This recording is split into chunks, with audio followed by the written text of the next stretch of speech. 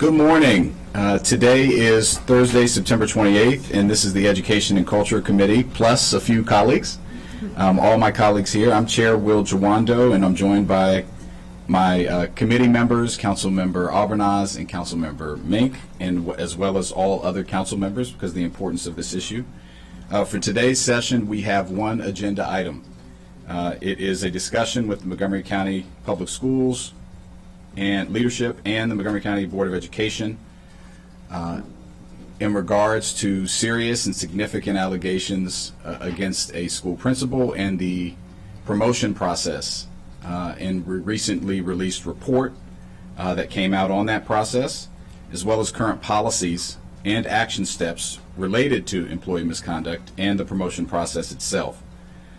This is obviously a really important discussion. We're all here, and our guests are here because of the serious nature of the allegations that were outlined in August 11th Washington Post article.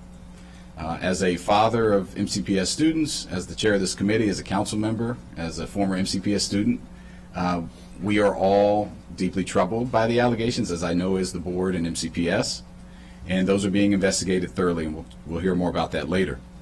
The county council, I want to set some expectations and ground rules which were sent to colleagues, but I want to reiterate them for the public, for the millions watching at home, probably literally today.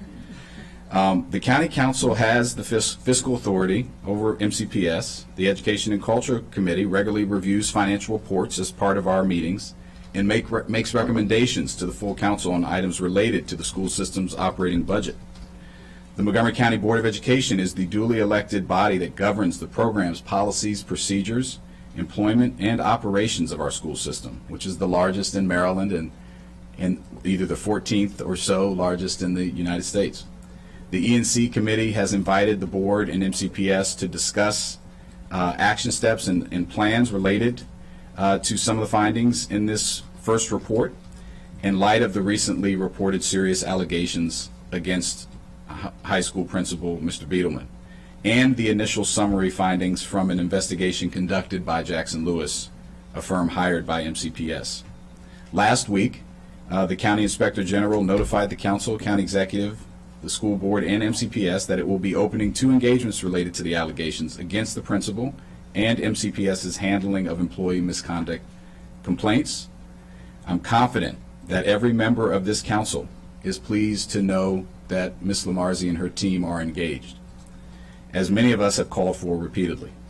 I'm hopeful that the results of the investigations bring better clarity on what changes need to happen to ensure all of our educators, students, and school employees are safe. Today's discussion will not, I repeat, will not be about specifics related to the ongoing investigations. It's important for my colleagues, however, and the public, most importantly, to know what the status is, how long it will take, what the scope will be, and we must respect and allow for the due process to occur for all those involved. We do not want to jeopardize our shared interest in fairness and accountability. I've set the order of operations for today's meeting. We will be using the timer for speakers and council members. Speakers will each be given 5 minutes total for their remarks. Each council member, including myself, will be allotted time to speak and ask questions. This will include the time for response by the speaker, so 5 minutes total. So we would ask that responses be kept concise. With the full council, we go through 1 round of questions. That's going to be an hour. So we're going to stick to that. The order of speakers will be as follows. Ms. McGuire, council staff, will provide a brief overview of the council staff report. President Silvestri will offer opening remarks and a summary of the findings from the Jackson Lewis report. Superintendent McKnight will share updates on MCPS's action plan, and then Inspector General Lamarzi will provide initial remarks on her recent engagements. Following these remarks, council members will have an opportunity to speak and to ask questions within their 5-minute time limit based on the predetermined order, which was sent around and I have here in front of me. For our second round of questions, E&C committee members will have 7 minutes, and guest council members who are still here will have 5 minutes, and we will use the normal button system at that point. If time permits for a third round of questions, we will again start with, we will focus those on committee members only, and they'll be limited to 5 minutes each. Council members are able to opt out of using their time. However, you cannot yield time to another council member. Really important point here. This is the start of a public process. You know, it's as I look back and I thought about when this Washington Post article came out, it was August 11th. Here we sit, September 28th, and all of us on all sides in the community have had concern about this, and the public has been asking for answers in a public forum. We will not get every answer today because we can't. Investigations are in process, but we will get some answers, and we will be clear to the public about what we can and can't answer. And I want to be respectful of that. I also, if we're veering into a section that we shouldn't veer into, I'm going to redirect us. And so I would ask that council members in their questions remember this is not about the specifics of the investigation itself or the merits of the claims. This is about the processes. This is about the report that's came out with Jackson Lewis, and any questions that Ms. Lamarzi can answer, which will be limited other than to this, probably her remarks. This is a moment, though, that is required. The public demands openness and transparency. They are concerned, rightfully so, about what has happened. And they want to know what is happening to fix and address the problem. Teachers and educators want to know how they can report any abuse or misconduct in a safe and anonymous way. There are many things parents want to know, what the school system is doing to make sure that their educators and children are protected. The committee will have follow-up, and this council will have follow-up briefings on what the board and MCPS are doing along the way to build trust, increase transparency, and improve internal processes. As we approach the end of African Heritage Month, I want to share a Rwandan proverb that I hope will help shape our conversation today. If you build a house and a nail breaks, do you stop building or do you change the nail? MCPS has more than 160,000 students and provides a great education to the vast majority of our students. I just put 2 on the bus today. I had confidence that they were going to end up where they were going to. My daughter shared her A+ papers with me last night and is very excited about going to school today. We have great employees that are working hard each and every day to take care of our students and to deliver a high-class and high-quality education. Let's keep that in mind as we seek to improve and fix that broken nail. It doesn't stop us from continuing to do the good work, but it requires us to take appropriate and definitive actions to ensure that we are moving in the right direction. This is a challenging moment for our school system, for our county, but if we engage with each other and respect each other, I know that we're going to be able to take the appropriate corrective action. So I would ask that the questions in this committee are said in that vein. At this time, I would like to invite Ms. McGuire and our guests. Where's Ms. McGuire? I don't see. Oh, you're on the dais. All right, thank you. To provide, and Ms. Lamarzi, you can come. You can come down just so you're seated when we get to you. To give a brief overview of the staff packet, and then I'll turn it over to our speakers. It'll be Ms. Silvestri and the superintendent, and then Ms. Lamarzi. So, Ms. McGuire, please. Thank you. And as the chair described, this Education and Culture Committee, through this meeting and other forthcoming meetings and other avenues, the council is continuing to monitor the oversight processes, both current and future, regarding these allegations and the issues raised by them.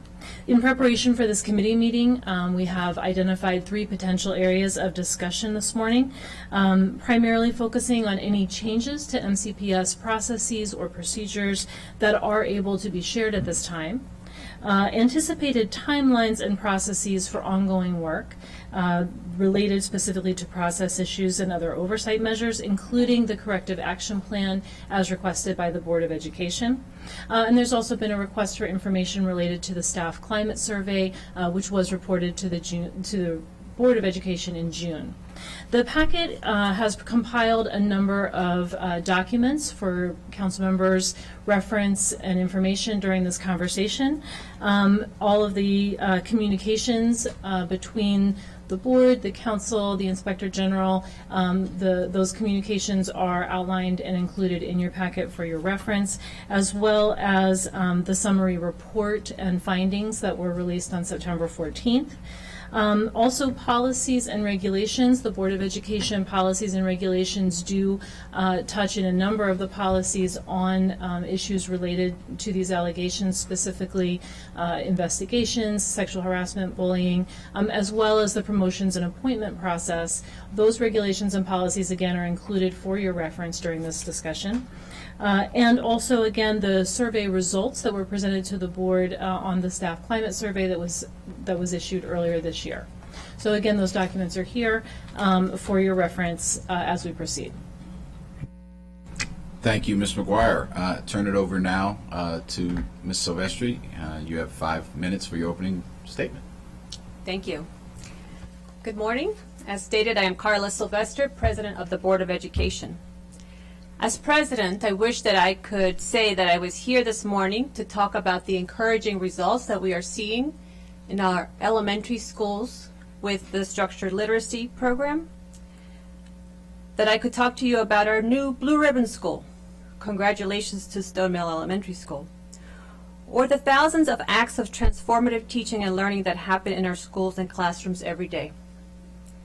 Rather, I am here today to provide an update on where things stand regarding the investigation of the promotion of an MCPS principal and the extremely troubling reported allegations. The board understands how important it is that we correct this action for our students, our families, and our staff. I hope that you can understand that as we discuss this, we have a responsibility to protect the due process rights and privacy of those involved in the investigation. The board is determined in carrying out our responsibilities both fairly and thoroughly. Today, we will focus and present the summary of findings of the promotion investigation report and share some preliminary thinking on opportunities for reform of the promotion process. The board contracted with Jackson Lewis to undertake an independent, comprehensive investigation into the promotion of Dr. Beidelman.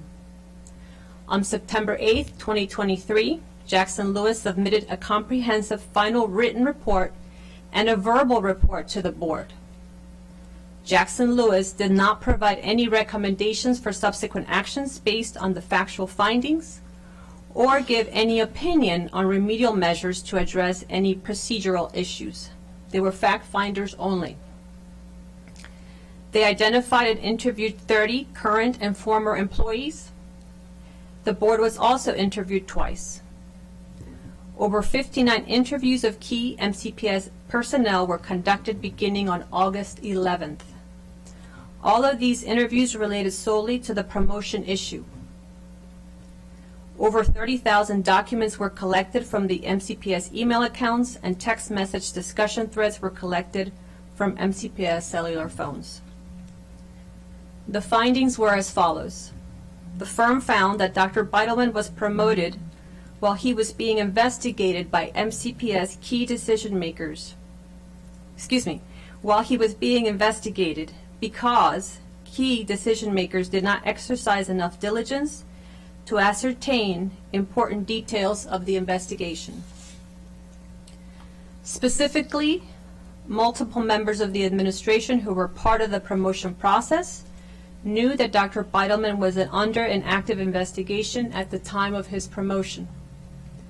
After the promotion, key MCPS leaders failed to take any remedial action and failed to promptly notify the board once they knew specific details about the allegations against the principal and the result of the investigation.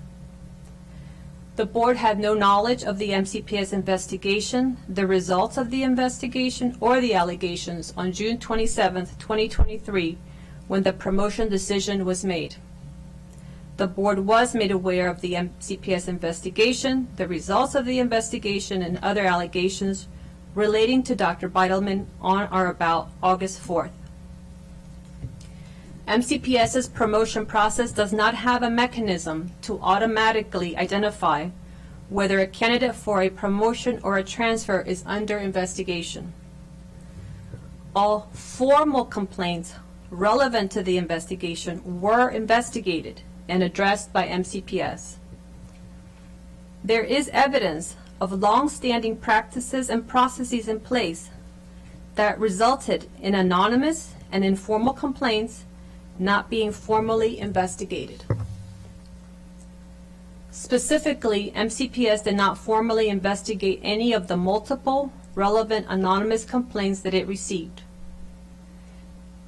The Maryland Public Information Act prevents the board from releasing the confidential personnel information contained in the report. Therefore, in order to share the findings with the public, we have released a summary of the report's findings. We have also forwarded the full report to the Montgomery County Inspector General and the Maryland Inspector General for Education for their review. We received communications from both the Montgomery County Inspector General and the Maryland Inspector General for Education. It is our understanding that the Montgomery County Inspector General will open 2 engagements. The first to review MCPS's process for receiving and responding to allegations of misconduct against school system employees. The second is an investigation into all allegations of misconduct by Dr. Beitelman received since July 2023, as well as any previous allegations that have not been investigated. The board believes that these engagements by the Montgomery County Inspector General will provide the independent, thorough review that we need in order to create a stronger and better school system for our students and staff and families. We intend to continue providing information and documentation as requested. We all share an interest in doing all we can to ensure that this investigation is both thorough and fair. The board is committed to addressing and reforming the failures outlined in the promotion report and the findings that the Inspector General uncovers regarding the complaint process. I want to reiterate that we understand how disturbing this situation is for all of us.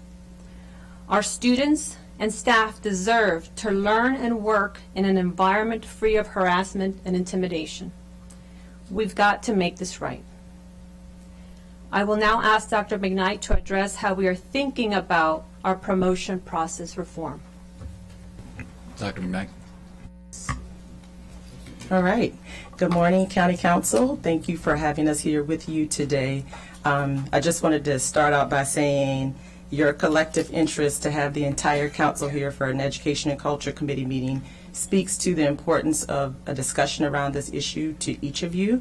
And so I want to thank you ahead of time for your interest and, most importantly, our collective interest in the children that we serve in the school system and the families that support them.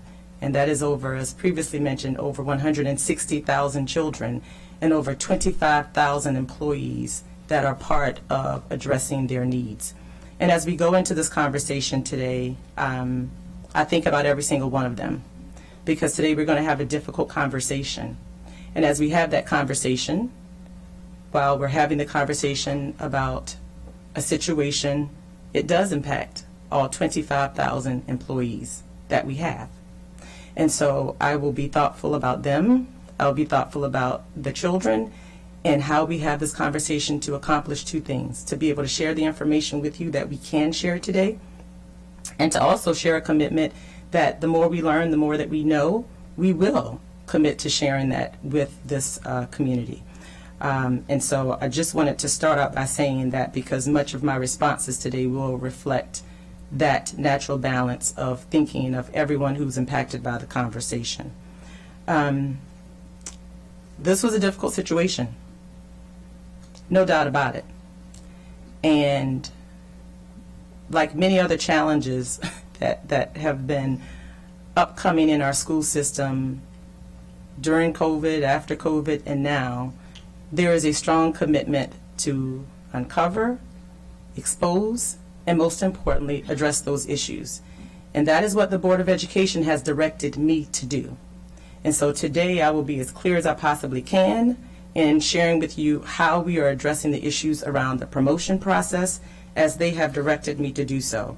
And I do want to begin by saying they've directed me to do so because, like the members of the Board of Education, I was not aware that there was an internal investigation against Dr. Joel Bideman at the time of his promotion, and that has been confirmed through the independent investigation.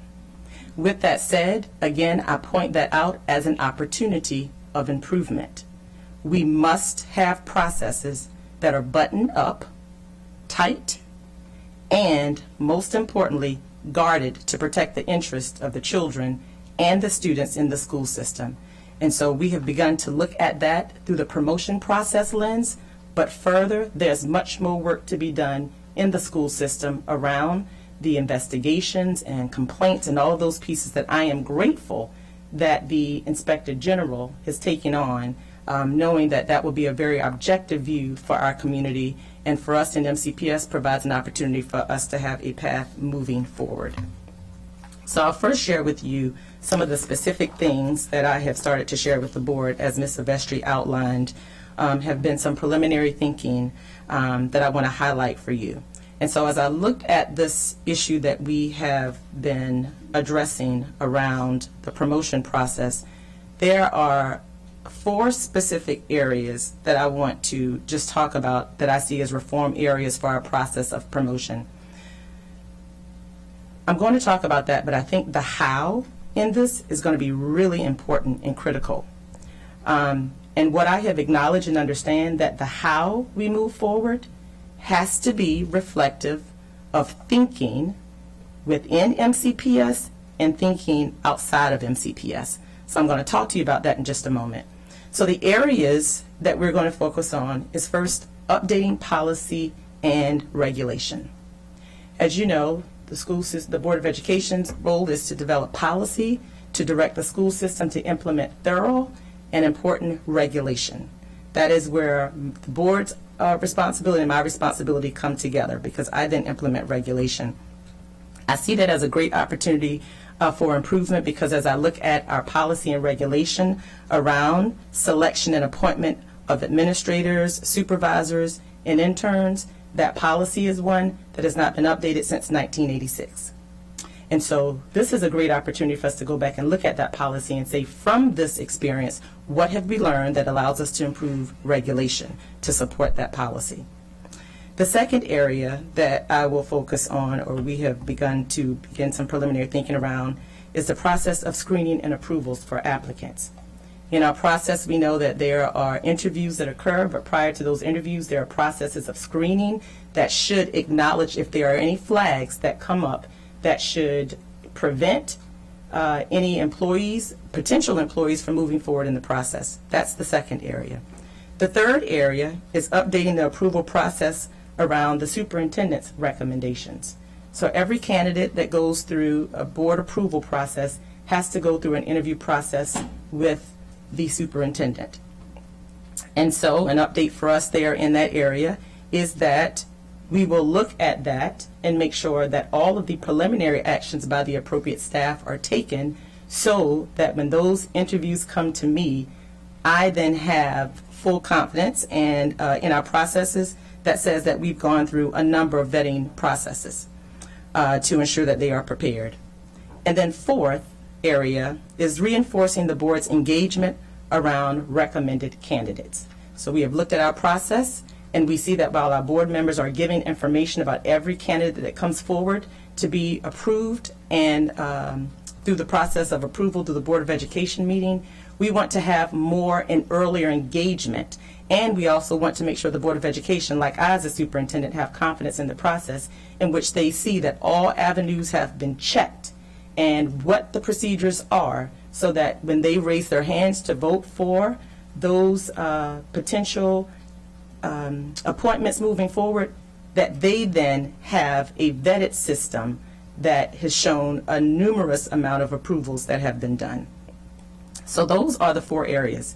I will quickly share with you, as I take on my reign as superintendent beginning my 2nd year, and I'm fond of the 22 years that I've served in this community and in the school system, It is clear to me that it is very important for us to stand back, as we said we would during COVID-19, and look at how we improve processes and procedures. Throughout this process, we have pulled back the folds of this entire investigation and all involved. I see that there's an opportunity for us to bring in internal stakeholders, staff, external stakeholders, and most importantly, experts, which we have many of right here in Montgomery County, who have lended their support to have us objectively look at our processes and procedures. So, as we look at this appointments process and implement improvements, as well as every other process moving forward involving investigations, complaint processes, and everything else, I assure to you that we are going to have a community of we're going to call them a collaborative community of practice team. And that team will represent all of those stakeholders that I mentioned, experts in these areas, who will help us have better processes and develop those processes alongside us moving forward. If we could do it all internally, we would have done it. And so that is how I am looking forward into the direction of the future. Thank you. Thank you, Superintendent McKnight. Ms. Lamarzi, you can make your statement at this time. Thank you. Thank you. Good morning, Chair Giwando, members of the committee, council members. As announced on September 20th, the Office of the Inspector General has opened 2 separate engagements related to MCPS's handling of complaints of misconduct against staff and allegations regarding Dr. Beitelman. The first is a review that will be of MCPS's process for receiving and responding to misconduct allegations against MCPS employees. Through that review, we will assess whether MCPS has effective process, procedure, regulation, policy for the receipt, assignment, investigation, referral, resolution, documentation, and retention of allegations that are related to the misconduct of employees. This requires an evaluation and assessment of process and how that is actually put into practice. The second is an investigation of allegations received since July of 2023 regarding Dr. Beitelman and any previously received allegations that were not yet investigated. As you well know, in the normal course of our business, we do not announce investigations. This is a very unique situation. The chronology of events and the decisions that were made since August 4th necessitated, in this instance, our public announcement. We are now underway in our work, having waited for the board's investigators at Jackson Lewis to complete their initial investigation into the promotion of Dr. Beitelman. At this time, I have prioritized these engagements, and a team of the most experienced investigators in my office are handling these matters. Due to the nature of our role and responsibilities, and in strict adherence to the professional standards that are in place that ensure the reliability and the integrity of the work of our office and any final recommendations or findings that we make, I cannot comment about specifics related to the investigation or review at this time. Furthermore, I'll note that although I'm present here this morning, it would be most inappropriate for me to comment on, publicly question, or opine about any of the statements that have been made by the party's president or may be made. I ask that my silence in the wake of statements that are made here by MCPS, the Board of Education, and staff not be seen as agreement, acquiescence, or complacency.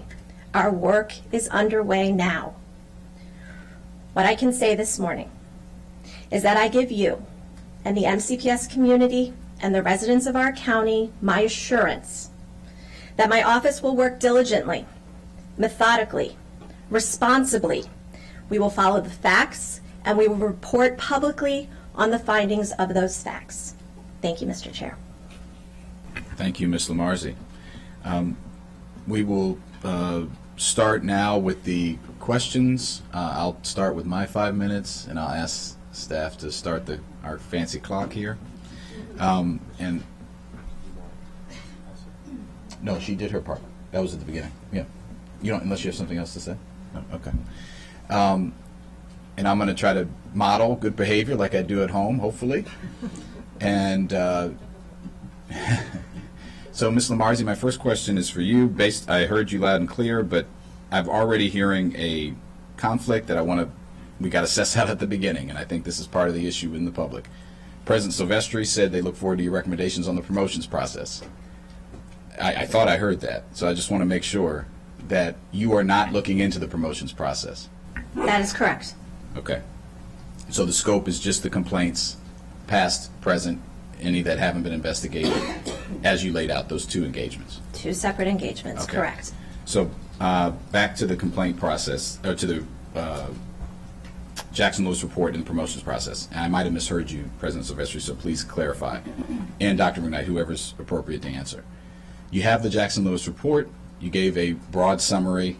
Do you plan to release the redacted version of the report, a full version? And if so, when?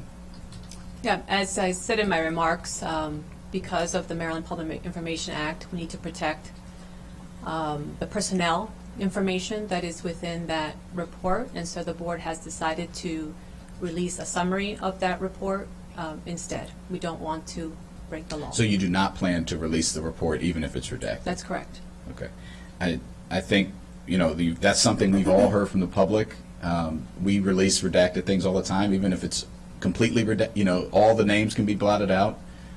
We've had to do that here at the council on very sensitive matters related to boards under our authority as well. So I would just ask you to reconsider that. I think you'll probably hear that from more than one member. I think one of the challenges here, and the reason I thought it was so important to have this hearing, is that the public needs to have full assurance, and I think the IG has stated this, that this will be an open process, that it will be transparent, that they'll know what happened, again, within the confines of the law, and I hear you on that. So I would just ask both of you to consider the board, it's the board's decision, to consider that. The second question I have, and this might be to Dr. McKnight, and I'd ask you to be concise. You are responsible completely now to giving recommendations to the board to reform the promotions process. You outlined 4 areas that you're looking in. What's the, because obviously there's a huge failure here, right? That's what the Jackson Lewis report said. You've acknowledged it. President Silvestri acknowledged it. What is the timeline? Before I ask you that, can you just confirm, because this has been asked, you said it, but I want you to confirm it again. You or the board had no knowledge of the allegations against Mr. Beidelman before or during the promotion process? At the time of his promotion, that is correct. Okay. Obviously, that's a failure in and of itself, and you've said about that. What is the timeline for instituting these promotions, the review of the promotion process and a new process in place? How quickly do you anticipate moving on that? Yes. Thank you for that. So in the recommendations that I mentioned, those are recommendations that I've shared preliminarily with the board. And so we've already started to put some things in place to address that, particularly around the screening and vetting process, because as you know, we will have to continue to bring forward candidates for promotion to be considered to continue to staff the school system. So we are prepared to move forward with that, I would say very soon and quickly. However, I also want to say that as we walk through this, I want to approach it from a mindset of continuous improvement. And so if there are things that come forward, while it may be related to the investigatory process of how we look into complaints and other things, and if that then impacts our process and we see that we can improve, we will do so. Jackson Lewis reported that the anonymous complaints do not have a formal investigation process. Are you contemplating, is that in the scope of what you're looking at, or is that going to be in the scope of what you're going to wait for the IG on that? Thank you for that. So that has been... Because we need to know today. We need to leave today knowing if someone has a complaint to make, where they go, how they do it, yes, and how they're going to do it. So what we have done immediately to address the needs of our employees is we have created a page on our website that lists all the ways that an employee is able to report a complaint. So we've done that to increase transparency and to increase accountability to us for those systems. MCPS does investigate anonymous allegations. However, I'm sure through the IG's investigation, we're going to be able to look at this process more closely and how consistent or inconsistently that may or may not happen. Okay. Thank you. I'm going to model good behavior and pass it to my colleague with 4 seconds left, Councilmember Albernas. Thank you, and good morning, and thank you for being here today. Obviously, this is sobering and awful on many different levels, and I worked in a large government bureaucracy for 12 years, and how these gaps existed is just unconscionable. That one was not able to refer to the other something as basic as an egregious complaint as the one that was being investigated, and apparently others that have been made, but nobody seemed to know about or know how to track. It's unbelievable. And consequently, and not surprisingly, trust has really been eroded on many different levels from many different stakeholders at a time that is of supreme difficulty for our school system, when we are hemorrhaging faculty, staff, and personnel because of all of the issues we've faced the last few years and struggling to recruit. And I think all of us acknowledge the importance of our school system, and all of us support ensuring its success. We're all on the same team. And I know you all are as disturbed about this as I am.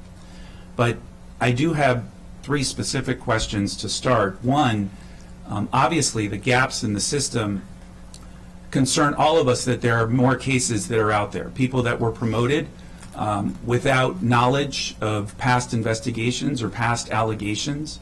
And so how specifically are we retroactively looking at the complaints that have arisen?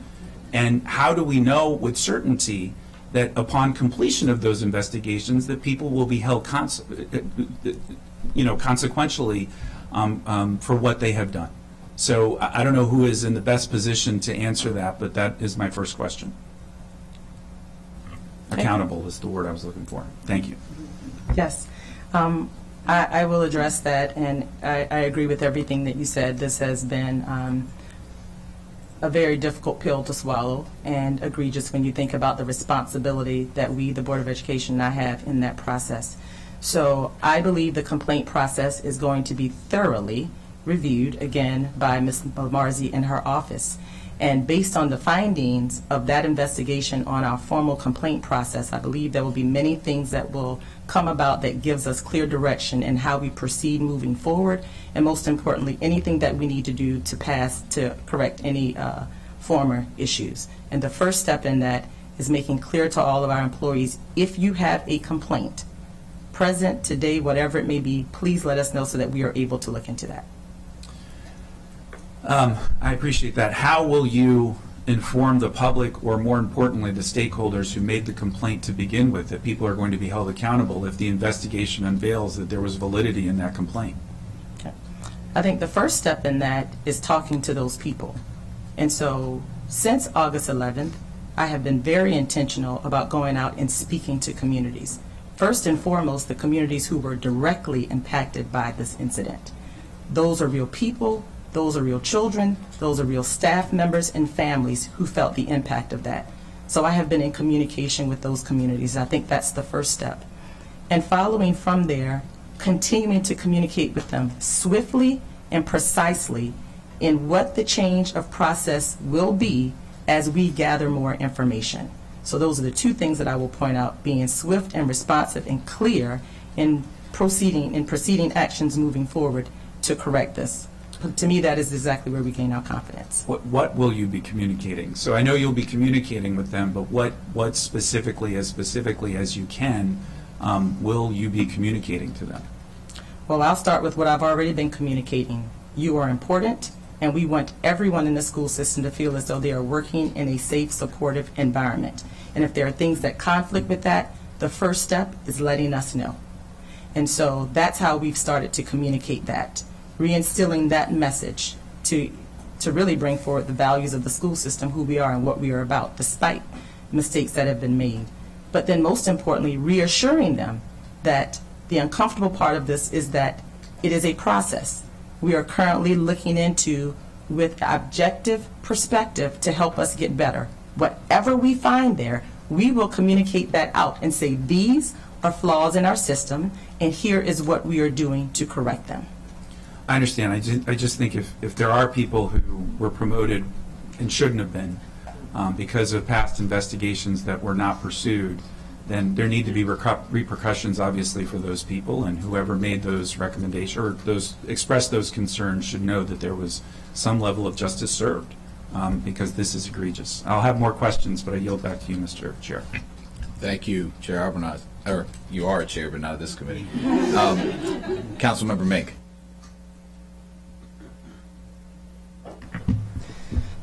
Thank you, Chair. Thank you all for being here today. And I think that everyone in the room recognizes that the public's trust has been shaken, and earning it back is going to be difficult. And I think it needs to be very, very obvious to the public that all of us are doing our utmost to be as transparent and as forthcoming as possible.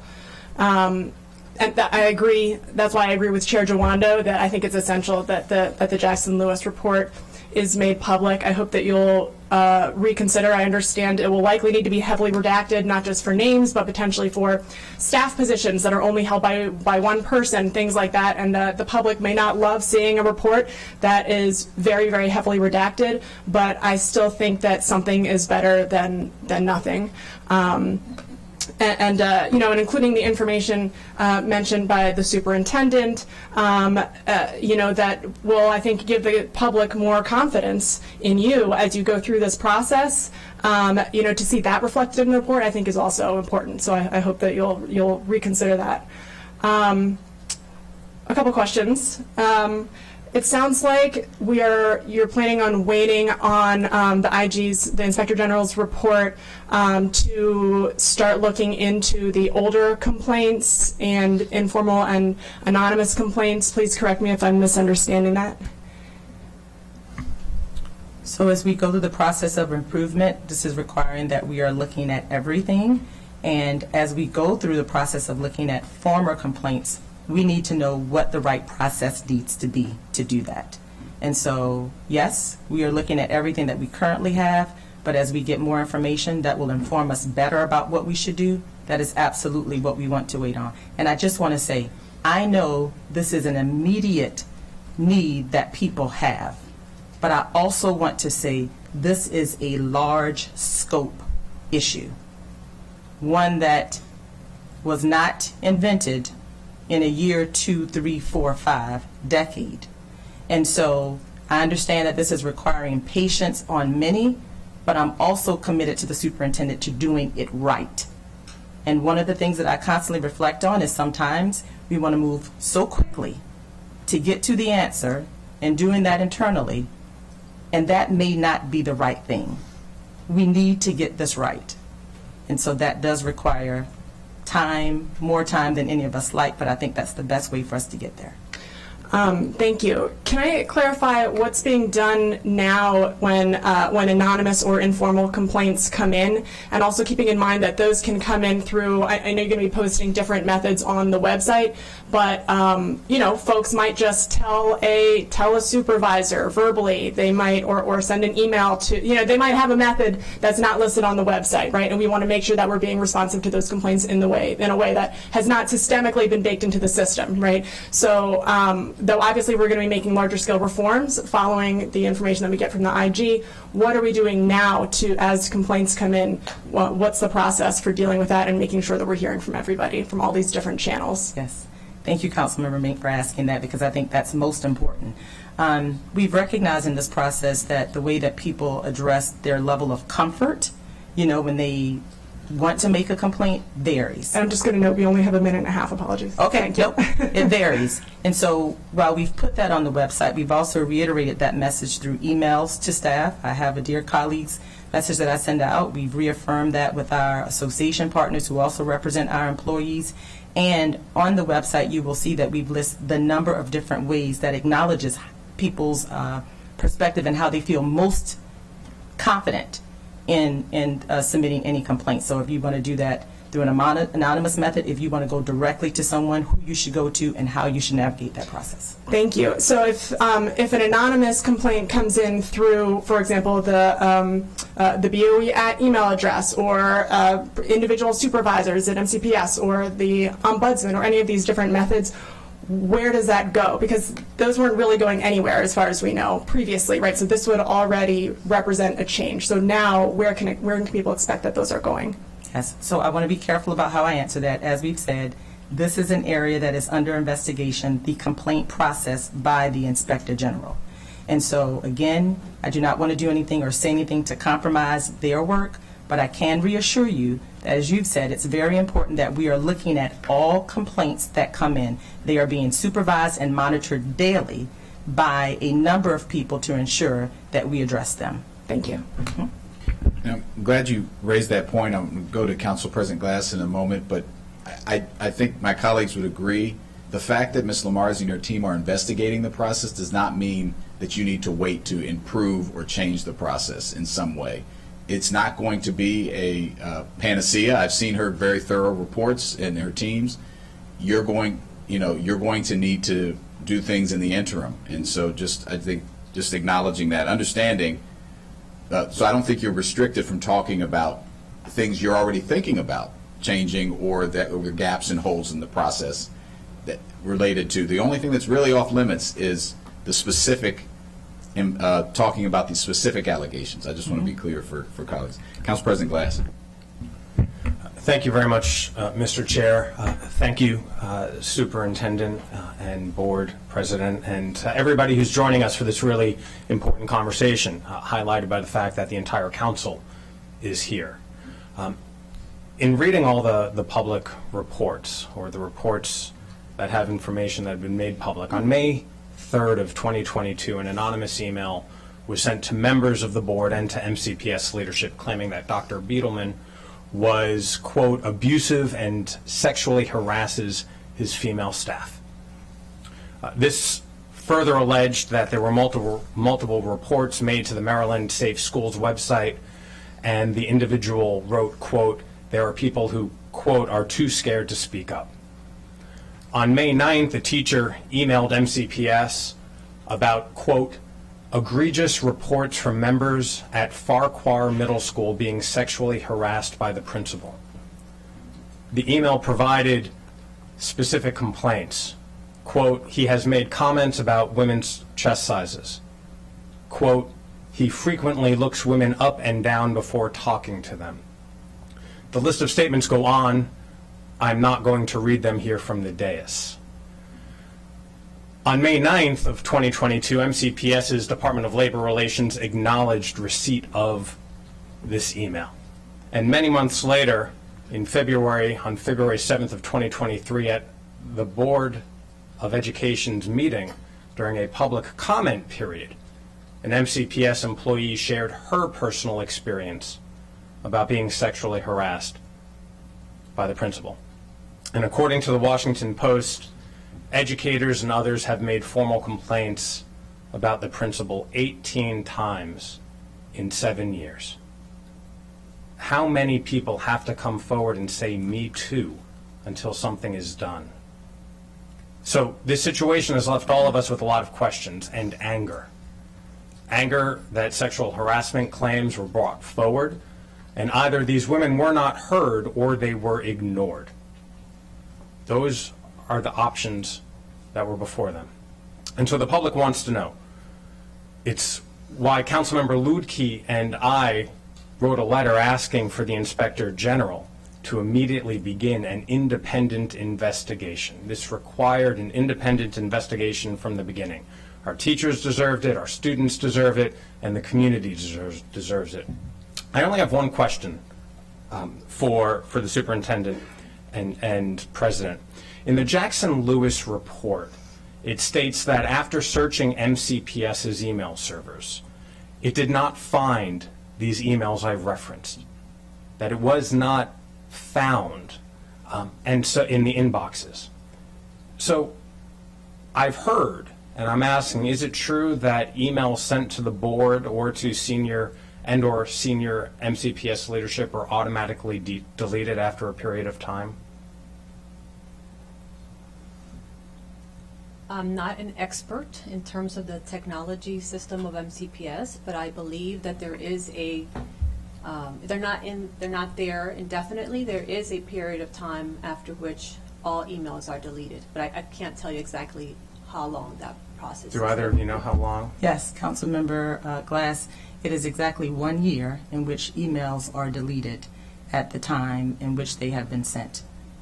Would that be your explanation as to why these emails were not found by the Jackson Lewis investigators?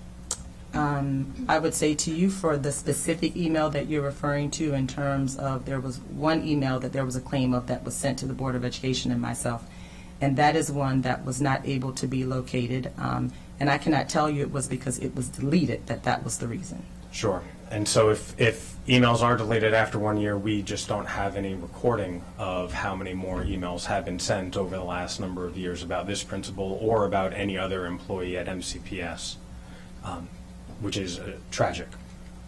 You know, we're trying to find information, and when our own systems hinder our ability to gather that information, I think that is a problem. You know, throughout this process and throughout other processes in which we engage with the school system, be it the budget in particular, we all need honesty and transparency. That is the only way that we as a community will succeed, and that is the only way we're going to heal from this situation. So thank you. Thank you. Councilmember Balcom. Thank you. Thank you for being here this morning. Also, thank you, Chair Jawando, for bringing us together, as well as the Education Committee for their ongoing diligent work. As a council member, this incident really amplifies my frustration of our various roles. This body is responsible for funding MCPS, but we are powerless to make substantive changes within the system. We have no details about this incident, and we're not privy to the facts. Yet we're called upon to blindly fund budget requests year after year without transparency. And I find that very frustrating in trying to restore the public's trust. And there are so many layers to this incident. Many have mentioned it already. The reported abuse of power by the principal in question, the suspected abuse of position by one or more senior staff in covering up what was happening, the many complaints, and allowing and perhaps even facilitating promotion of this individual. The lack of oversight to ensure checks and balances, and equally important, and what we're now focusing on, is identifying and implementing necessary changes to be made in order to make sure that this never happens again. I understand and respect the parameters of today's discussion, so I will focus on the process, not the personnel actions, and really focus on oversight. So looking at the superintendent, and thank you for being here, when should you know? I understand that you didn't know that this occurred at the time of promotion. When should you know of a complaint or an investigation of this magnitude? Thank you, Councilmember Balcom. And the response is that I should know before an employee comes to me for interview. Okay, and then are you typically aware of investigations that have occurred in the past? I mean, has this been a situation where someone has come to you for promotion when they were under investigation and you were aware of it? Very great question, and I have to tell you, you create processes to make sure we are monitoring these things that are very important. One piece that I instituted this year was to have employee investigations come to my meeting once a month so that I'm able to monitor all employees that are under investigation. Mm-hmm. So thank you. And then I think an important question would be, would you, in your current process and your thinking about the process going forward, would you be aware of ongoing investigations? Hopefully that, yes, you just answered that.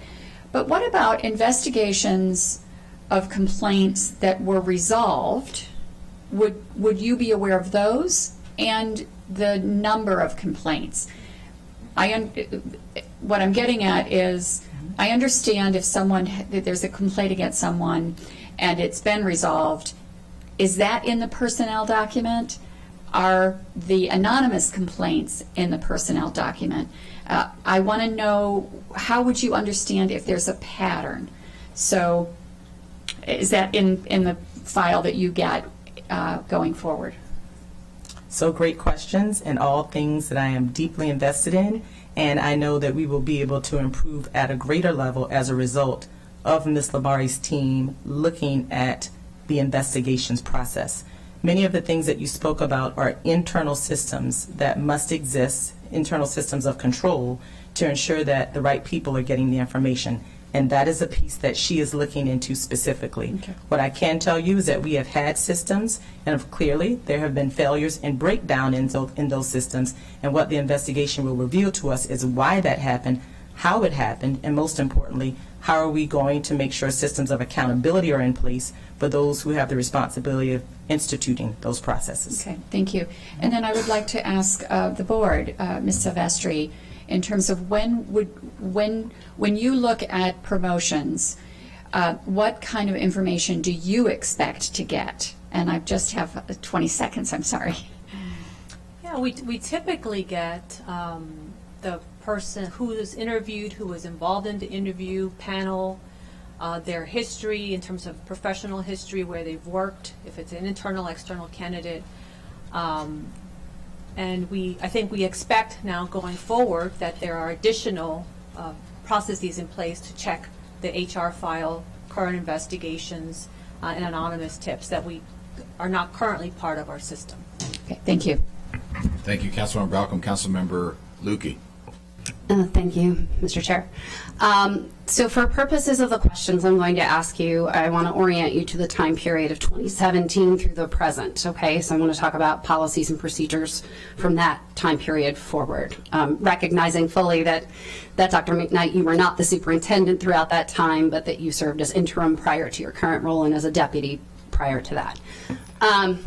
So a couple of my colleagues have asked questions about anonymous reports, and the Safe Schools Maryland tip line has been functioning. We're coming up on the 5-year anniversary on Monday, October 1st. MCPS has been participating in the Safe Schools Maryland tip line since its launch, is that right? Yes, to my knowledge. Okay. And that is, in fact, an anonymous reporting system that allows folks to submit things whether by a web form, by an app, or by calling, is that right? Correct. Okay, so those are most of the time anonymous reports, is that right? I can't tell you, I don't have that quantitatively, but I do know that is an avenue for anonymous. Okay, and MCPS does in fact investigate complaints that come through the Safe Schools Maryland tip line, does it not? Correct. Okay. 2 tips came in on that tip line related to the specific incident and allegations in this case, didn't they? As a part of the investigation, I do believe that is a part of the detail that we have, but again, I do not want to confirm any specifics that are being further looked into. But if they were anonymous, they would not have been investigated or treated differently than anonymous reports related to student safety? So I think it speaks to our systems, and what we have found thus far is there not have been consistency in that process. Okay. The Department of Compliance and Investigations is the entity within MCPS Central Office that handles these types of investigations, whether it's workplace harassment, sexual harassment, child abuse and neglect, right? Correct. How many people work in that division? So we currently have about, we have a director, 2 coordinators, and I believe 3 to 4 investigators. Okay, and at any period of time between 2017 to the present, did MCPS have a guidance document for training these investigators or the supervisor within that division on how to investigate complaints, the processes and procedures to follow? I am thinking we provide training, well, I know that we provide training for all employees. That specific training is one that is normally held within that department as it requires an area of expertise. I can't confirm that specifically when and how often those employees are training, but I do know that we do request training in those areas for all employees. They would be included. Would that be something where the training gets modified over time based on, you know, different circumstances that are happening where you learn from those and get corrected? And again, I'm going to say these are specific areas that we are looking into. This is the investigation unit. I understand that they were the primary people responsible for working through this, along with many others. That will be discovered as we work with Ms. Lamari's office to really understand that more deeply. Okay, so as part of like senior leadership, whether it's under your direction or previously when you were part of senior leadership but not the superintendent, there are regular meetings that occur where the cabinet or senior leadership are in fact briefed on these things. Is that right? Yes. Okay. And so, and you mentioned, I think in response to Councilmember Balcom, that those are types of things, whether it's a lawsuit or whether it's an investigation that would have come to those senior leadership meetings for discussion. Is that right? Again, I think this is a part of the process that we are learning.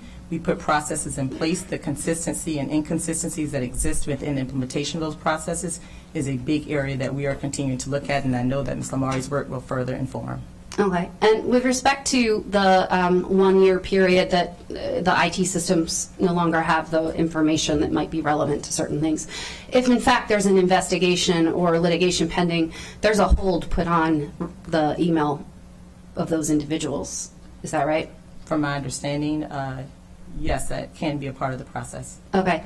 And at any time, understanding that investigations may relate to individuals who are in specific school buildings versus central office staff, at any time was there any consolidation of the records so that any investigations or disciplinary actions, et cetera, would travel with the individual regardless of what building they served in?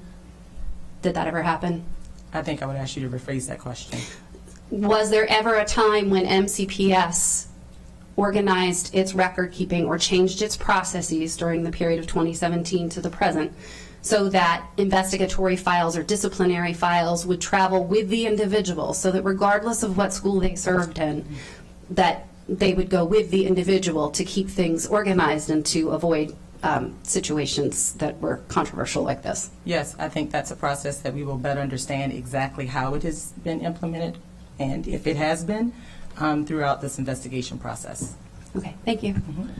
Thank you, Councilmember Friedson.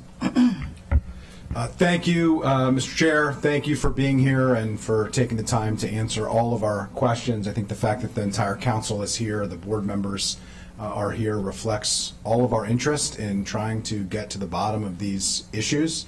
It seems clear to me that this is not just a case of established MCPS processes and procedures failing, but in systems that appear to be set up to fail or perhaps not set up at all.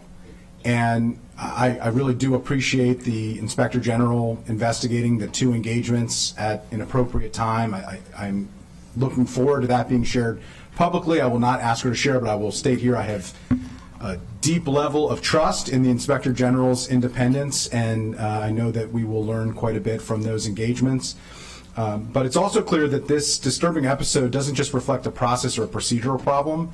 It seems to me, at least, to reflect a long-standing cultural problem that I do believe, and I think you shared earlier, perhaps predates your tenure, not perhaps, but I think certainly does predate your tenure as superintendent, Dr. McKnight.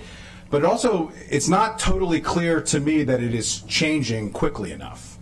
And I understand that culture takes time to change, but that, I think, is at the root of the challenge. I will say I think that starts with publicly releasing the Jackson-Lewis report. You've heard that from others. I will reiterate that here. That report is only as good as the trust that the 25,000 educators, the 160,000 students and their families, and that the entire public has in it. And people can't trust what they can't see. And a summary is just not sufficient. So I just urge you to do that. I think that the trust in your ability to look into these matters is reliant on everything being shared unless there is a compelling, specific legal reason why it can't be. So I'll just reiterate that. And I'll note that while I appreciate the commitment to communication, I don't think communication is enough. I don't think that websites to report complaints in and of themselves are enough.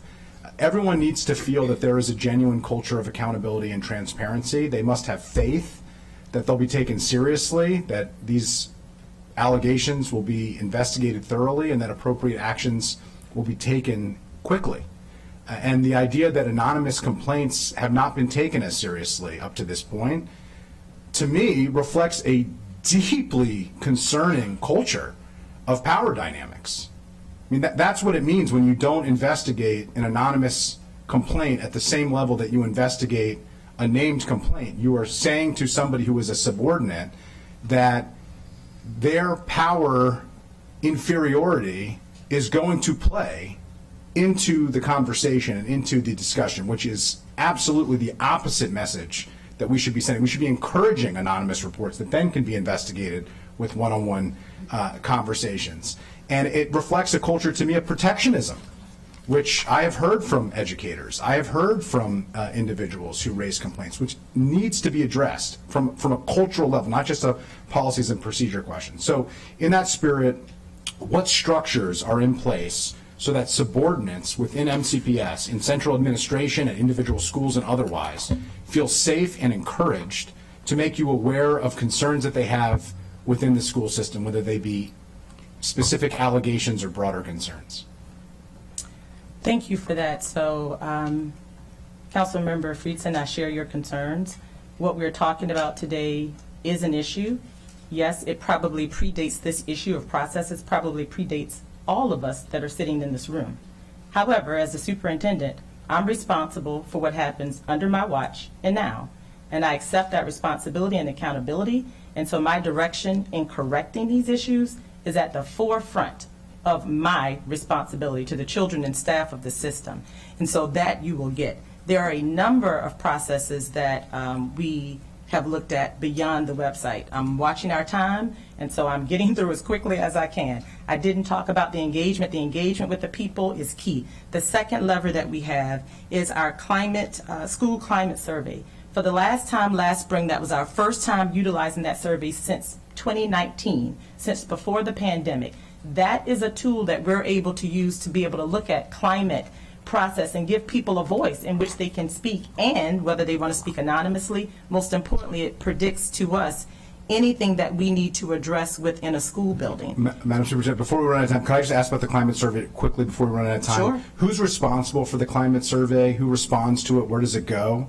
Yes. And how do you utilize it, as you say? Yes, so our Office of Research actually builds that climate survey. This year we've actually revamped it. We spent a year doing that, and everyone in the system, all students, all parents, all employees, every employee have the opportunity to respond to that survey. And one of the goals that we have this year is to make sure we have full participation in that survey so that we can gauge a good result of what's happening and how we support our buildings who need it.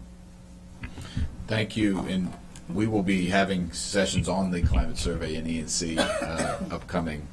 There's obviously a lot of tangential issues here. Councilmember Katz. Thank you very much, Mr. Chair, for this discussion. Many questions and concerns that I have already been brought forward, and I associate myself with much that has already been said. I want to very publicly thank you, Dr. McKnight and Ms. Silvestri, and the many members of the Board of Education that are here to show how important this topic is. I know that the board and you, Dr. McKnight, we met with your office early on, were as appalled as we were that the way this came to light was by reading it in the media, by seeing it in the Washington Post. And there's great comfort to know that the Inspector General is involved. We all want to come to the right answer. And as bad as this was, and it was, the most important part is that this should never happen again, and that we're going to work towards that never happening again. The question that I have is, do you have the resources right now to change the system? Because as was noted, you need to be changing the system to some degree. You might have to change it around a little bit after you get some additional information, but you're going to need to change the system to some degree right now. I mean, this was a problem. Do you have those resources? Thank you, Councilmember Katz, for asking that. So we have actually been looking at additional resource, particularly people resource. Councilmember Lutke asked kind of similar question: who's in the office? How was it designed?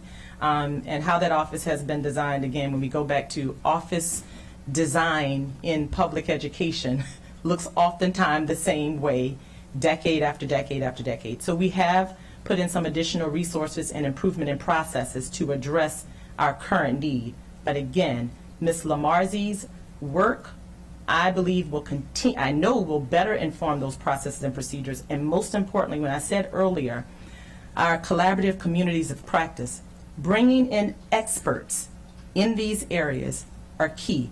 We are educators in the school system. We have a lot of knowledge about how we protect the education of children, social emotional supports. But there are some areas of expertise that exist within our school system in which we know we have to look outward.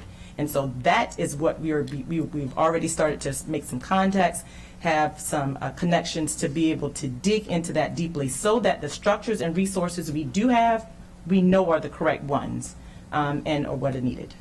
Thank you very much. And I know the volume of emails that you receive are overwhelming. The volume of emails we receive can be overwhelming.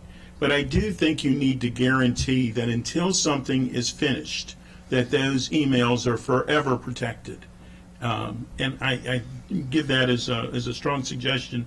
I too am supportive of a heavily redacted report being released for transparency. I think it would be to your benefit and others. And I knew, and this needs to be pointed out a couple times, much of what happened here happened before you were the superintendent. That doesn't mean that it should be not looked at or certainly be a concern of yours once you are superintendent, but it happened before you were superintendent. Do you know, knowing I have a minute and a half left, do you know if anything had changed for the system itself, looking at promotions, etc., before you got here? Were there changes that happened for the system? Not that I'm aware of. And the other points that I'll make quickly here is I do believe anonymous complaints are extremely important. It's a bureaucracy. People are afraid of it. You know, I would have told, but I know that they would fire me. It shouldn't be correct. I can't say that it was never happened, but we need to make certain that people are very comfortable in that role. And I do believe that this cannot, just because this one, we look at it now and we say, you know, thank goodness we've gotten this one behind us, and we will. We need to make certain that it continues to be looked at. And with the technology and everything that we involve ourselves in, we want to make certain that the students, that the employees are comfortable knowing that when there's a problem or if there's a problem, that they can come forward and tell us. So thank you very much for all that you do. Thank you, Mr. Chair. Thank you, Councilmember Katz. Councilmember Stewart. Great. Thank you. Thank you very much for being here today. And while I know it seems like many of us are asking the same question, I think the more we ask the question, the more you are providing us information, which I think is very important. Because I will say, when listening to the opening of your remarks, it did feel like we were very focused on promotional process and processes. And I think for many of us, one of the things that we saw from the summary of the Jackson-Lewis report was, and for me that really stood out, was the sentence, many of those anonymous complaints contain sufficient details to enable MCPS to initiate a formal investigation pursuant to its policies and procedures for investigating complaints against staff. And I think, as you've heard from many of us, we're very concerned about the fact that folks were putting in complaints and they were not followed up on. And I know you did not have opportunity to completely finish your answer from what Vice President, whatever your name is, Councilmember Friesen said. You only have 5 minutes. But it is about culture. And, you know, when trust is broken, and you come back to folks and say, we have a website, or let us know, that's not enough. And we do need to get underneath that more. And you've talked about the trainings and the getting staff, but I would like you to either now to really go deeper, because this is about the employees, the students, And these are also the people who are in our communities, our constituents, our neighbors, our friends, who have been through a very traumatic experience. Our community has through this. And so if you could spend more time specifically saying, how are we going to rebuild that trust? Yes.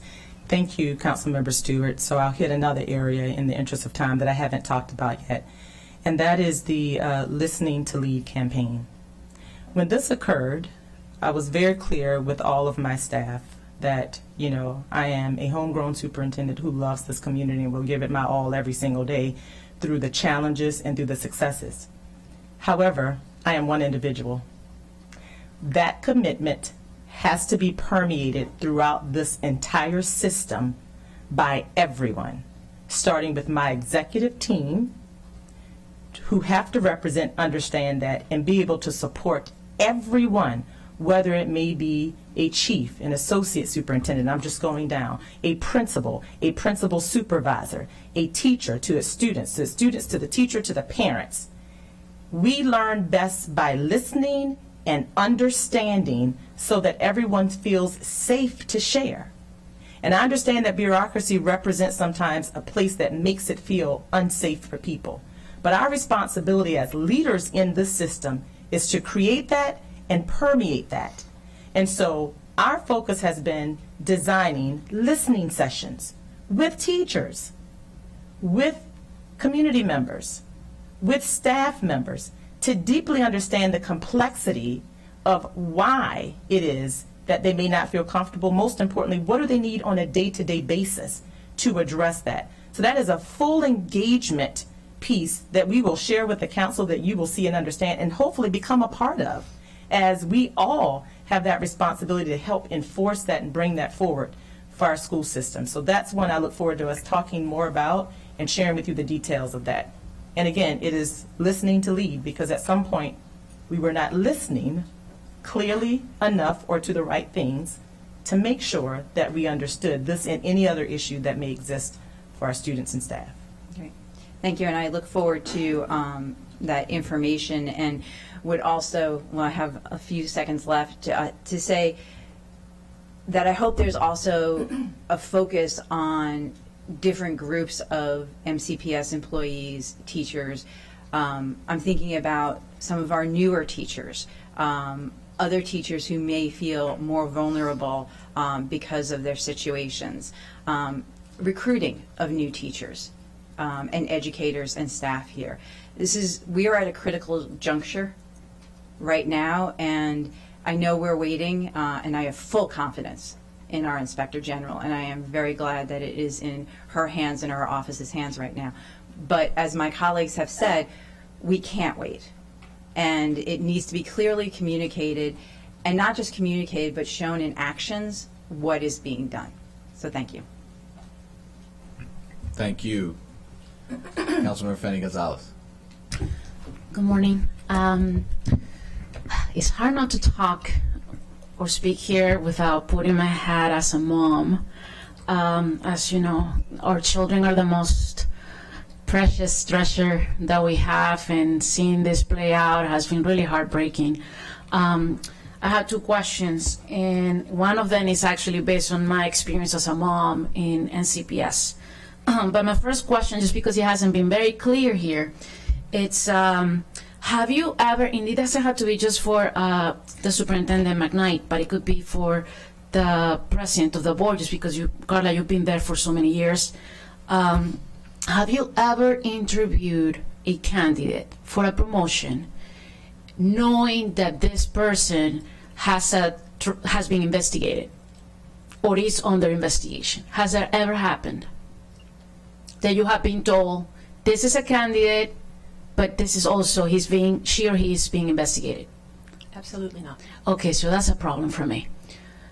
And as you evaluate your process, that question needs to be asked. I've been in so many boards and in so many positions, including this one, and there has never been a person, a candidate coming from me when this question, is this person under review for an investigation? And the fact that you're saying no, it's a huge problem. Which leads me to my second question. My kids have been in different schools in MCPS, just because between magnet and home schools. And one of my kids is going to a new school.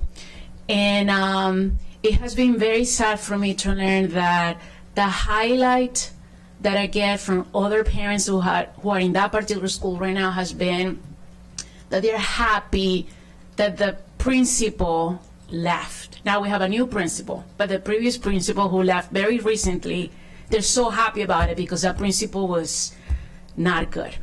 That has been the feedback that I've been receiving, and it's heartbreaking to hear parents celebrating that somebody's gone, which emphasizes two things: how important principals are in each school for the school to succeed, for teachers to feel, welcome and supported, and parents feel that they can talk to the principal. So that leads me to the question, what's the process of evaluation of principals? Like, if I have a principal in a particular school for 5 years, and how is that how do I know that that person should stay there? You follow me? So what's that process? Yes, so I'll address that. Thank you again, Councilmember Fanny Gonzalez, for your point. And as you said, our children and their experiences and their families' experiences are the center of this. So our process for evaluating principals are such that they, as all other employees, receive a observation, and they have a supervisor that is responsible for helping them to establish the goals of their schools. And oftentimes those goals are created by the data that reflects a need within that particular school. And so principals are observed, and there is a evaluation that is written up at the end of the year, that a principal is in an evaluation year that speaks to their progress according to standards. Do you interview the parents in that school to see how they are feeling with this particular principal, if that person should stay there? Because, I am telling you, this is, as a mom, I have seen it. And maybe for this particular principal in question, if there have been, if parents were allowed to speak up, maybe that person should have been fired a long time ago instead of being promoted.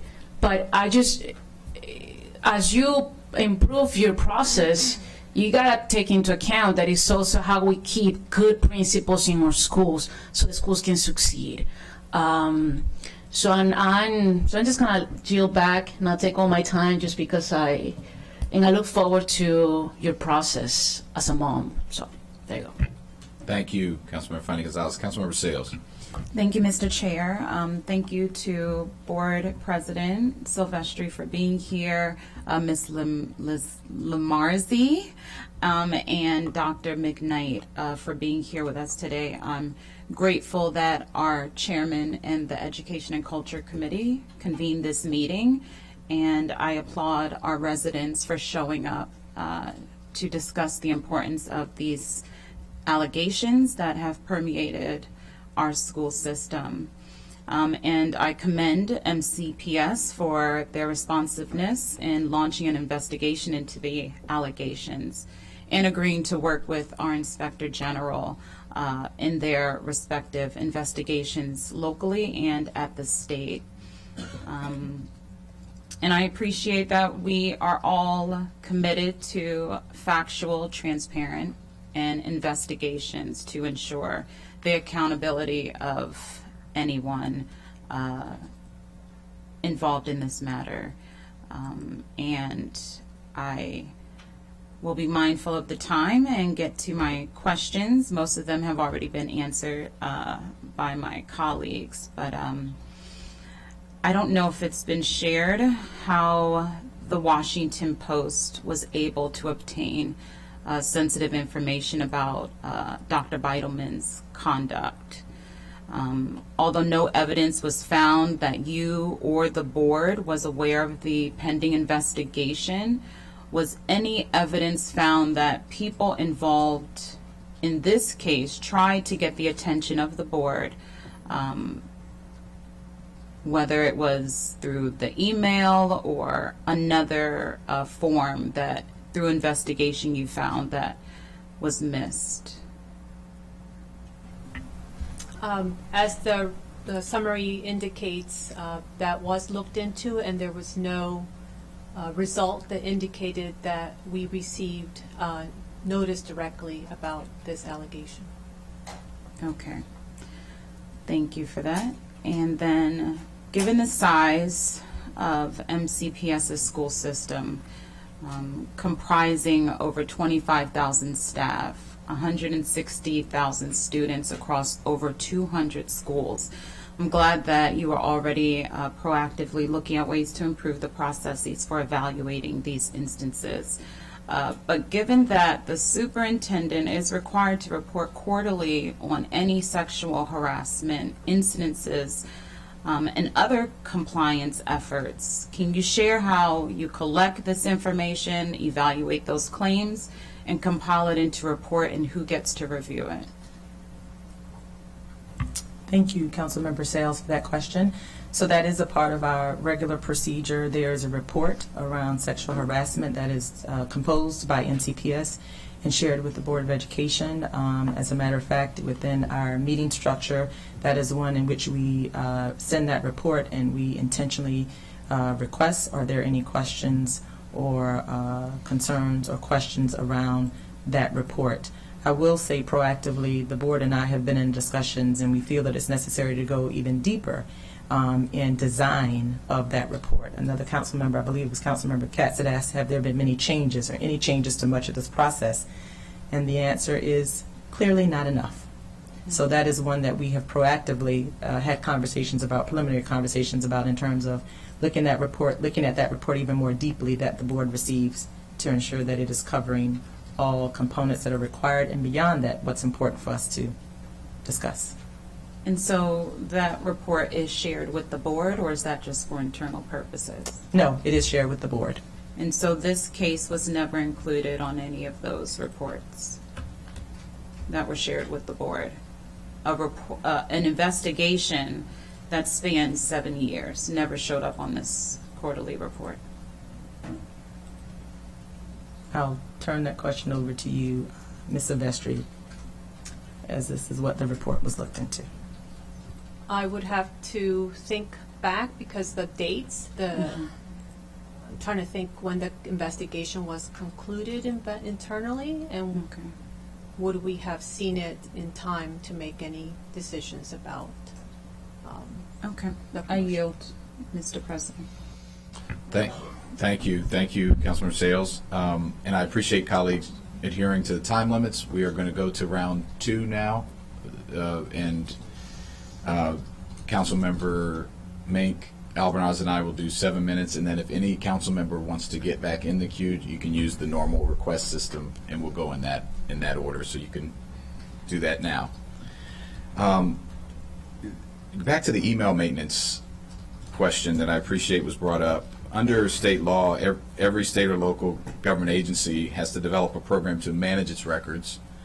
There's a regulation 15 that states, quote, when non-permanent records are destroyed in accordance with terms of an approved schedule, which you listed as a year, the agency or records, in this case MCPS, shall submit a certificate of records destruction to the archives. Is that done to your knowledge? And if so, was it done in the case of these potential emails? Thank you, Councilmember Joando. All I can speak to is a process that I'm aware of for the 22 years that I have been a part of Montgomery County Public Schools, and that is that at the end of a year mark, emails are no longer available. Where they go and how that is handled beyond that part, I think that's a big part of our next step of looking into how that helps or possibly hinder any future things that we need to look into. I would ask that, and specifically, just as you follow up with us about that process, I think it's important to know. And obviously, if any, not saying what the email said or who they were to, any private information, but the process itself. Does MCPS or the board review the number of complaints filed on a regular basis? What type of complaints? Any complaints of harassment or anonymous or otherwise? Do you have a session where you review those in closed session, or and it's discussed? The sexual harassment report that Dr. McKnight mentioned comes to quarterly? The board. I believe that's quarterly, yes. Yeah, twice a month actually. Twice a month. Okay, so so there's a report that comes twice a month to the board that outlines sexual harassment complaints. Just could you say yes? Yes. Yes. Okay. And the board reviews that. And what actions are taken around those complaints? What is that process like?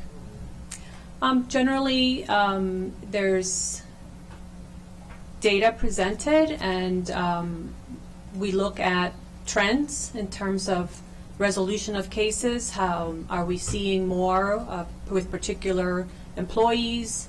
We ask questions of the HR director in terms of any anomalies that we see in the data. We don't get into the details of particular investigations.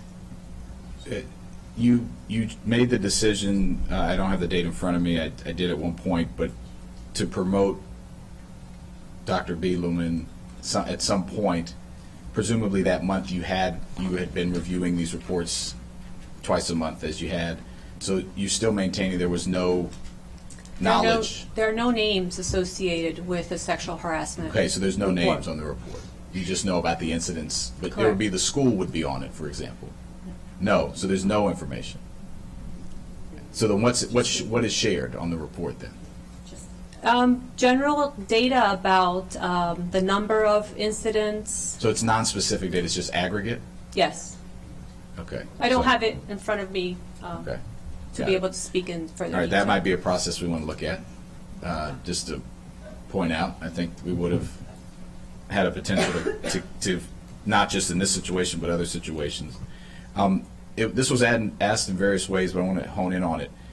When someone goes for promotion before the board or the superintendent, the piece of paper or memo that's prepared for you, does it have anything about potential issues or history or complaints on it? Any section at all? Is there even a section? First to Ms. Silvestri, because Yeah, there's different reports, I'm assuming, prepared Like for each of I've described, we have the decision of who was selected, who was involved in the interview process. We have their experience inside and outside of the school system. Obviously, this case has brought up to light the gaps that we need to investigate further, but So no is the answer. correct. Okay. Dr. McKnight? Yes, I wanted to reaffirm that as I shared the process moving forward, I specifically said that in the report that I receive and in the report that the board receives moving forward, there will be a verification showing that there have been a vetting of employees moving forward. And one area definitely looks at acknowledging if they have or if they are currently under a process of investigation. But that process of vetting definitely goes back to being more specific and intentional about an employee's history and background. And of course, I share, this is a preliminary conversation we're having today as a council. As we go through this process, there are other members that we will have to work with, our associations, being a big part of that as they represent the interests of the employees as well. Yeah, I appreciate that. And again, to the point that I made, and I think Councilmember Katz emphasized, we're going to have to do some things now. We're going to have to do some things later. It's going to be continuous improvement. You're right. This is the start of a process. I think it's important that as you're updating these policies in real time and in the future, that the public, that our associations, that our teachers, that our community have input into that process, and that there's a way to have input into that process. And I think that's something that we need to think about going forward too. The investigation, the Title IX, Title VII investigations, the state IG wrote in a letter that I saw at least a part of, that they did not want to pursue this because they had engaged with the board and the school system on previous Title IX complaints and deferred to the county IG, which I agree I have full confidence in. But that's supposedly, that information is outlined in the Jackson Lewis report about some of that decision. That's what the statement says from the state IG for education. Another reason I'm going to re-emphasize, that report needs to be released. Even if redacted, as redacted by law, it has to be released. You all are, the IG is not looking into promotions process. You're looking into the promotion process. MCPS, the trust has been broken here, and we have to correct it. And I would ask again, for a commitment. I know you have to discuss it with your board colleagues, and I thank them, many of them, for being here, to releasing that report, again, which also speaks to things that we don't even know that it speaks to. And I just really believe that that needs to be released for the public's consumption. All right. I'm going to go next to my two, to Councilmember Alvarez, Councilmember Mink, and then we'll go to the queue. Councilmember Alvarez. Thank you. So as we look at the systems and what needs to be reformed, we have to look at the checks and balances. And let me just say up front how much respect I have for all eight members of the board who have been willing to step forward and are paid what is essentially a stipend for a full-time job. Ms. Silvestre had to take leave from her day job in order for her to be here today, and I can only imagine how many hours she has had to personally invest as not just this, but all of the multitude of challenges that the school system is facing right now. And so I have expressed this publicly before, but I am especially concerned now, is the board in the best possible position with the resources that it has and the time that it has to be able to focus on oversight? Because fundamentally, I understand and get it is obviously appropriate to have the superintendent look into these systems failures and address them to the best of her and her staff's ability. But there's a practical reality that many of the same administrators that oversaw that same broken system are now going to be the ones responsible for helping to fix it. And so there has to be a check and a balance to assure the board to give it confidence that whatever the recommendations are correct. And so I ask you, Ms. Silvestre, what gives you the confidence that the current actions that are being pursued by the superintendent, which again I fundamentally understand, but what gives you the confidence that the recommendations that you all will receive and will be enacted will be successful? Well, thank you. That's something that we've been pondering quite a bit ourselves. And I wanted to say that, we are very much looking forward to the Inspector General's recommendations on what needs to happen in terms of the complaint process. But specifically to the promotion process, which has affected us, because as we are we're the final stage in appointing someone as a principal to that position. I have always been of the opinion that we need expert outside advice and guidance in terms of how to reform our internal system. Yes, Dr. McKnight has presented this plan preliminarily to you today, and we heard it previously as well. But she has included this expert outside support because, yes, we want to involve our associations, our families, but we need the outside expertise. This isn't the first time this has happened, I'm sure, in a school system, and there are folks out there that have gained that experience and can help us to develop a system that is hopefully a best practices system, and yes, that it does incorporate the voice of our associations, our families, our staff, and our students. I appreciate that, but again, it's the superintendent that's making the recommendation for that outside group, and I think that it's going to be incumbent or helpful to the board for it to consider independently moving forward what or if other resources it may have at its disposal to be able to verify. And I don't know what that looks like or whether it will require some type of legislation either at the local or state level to ascertain.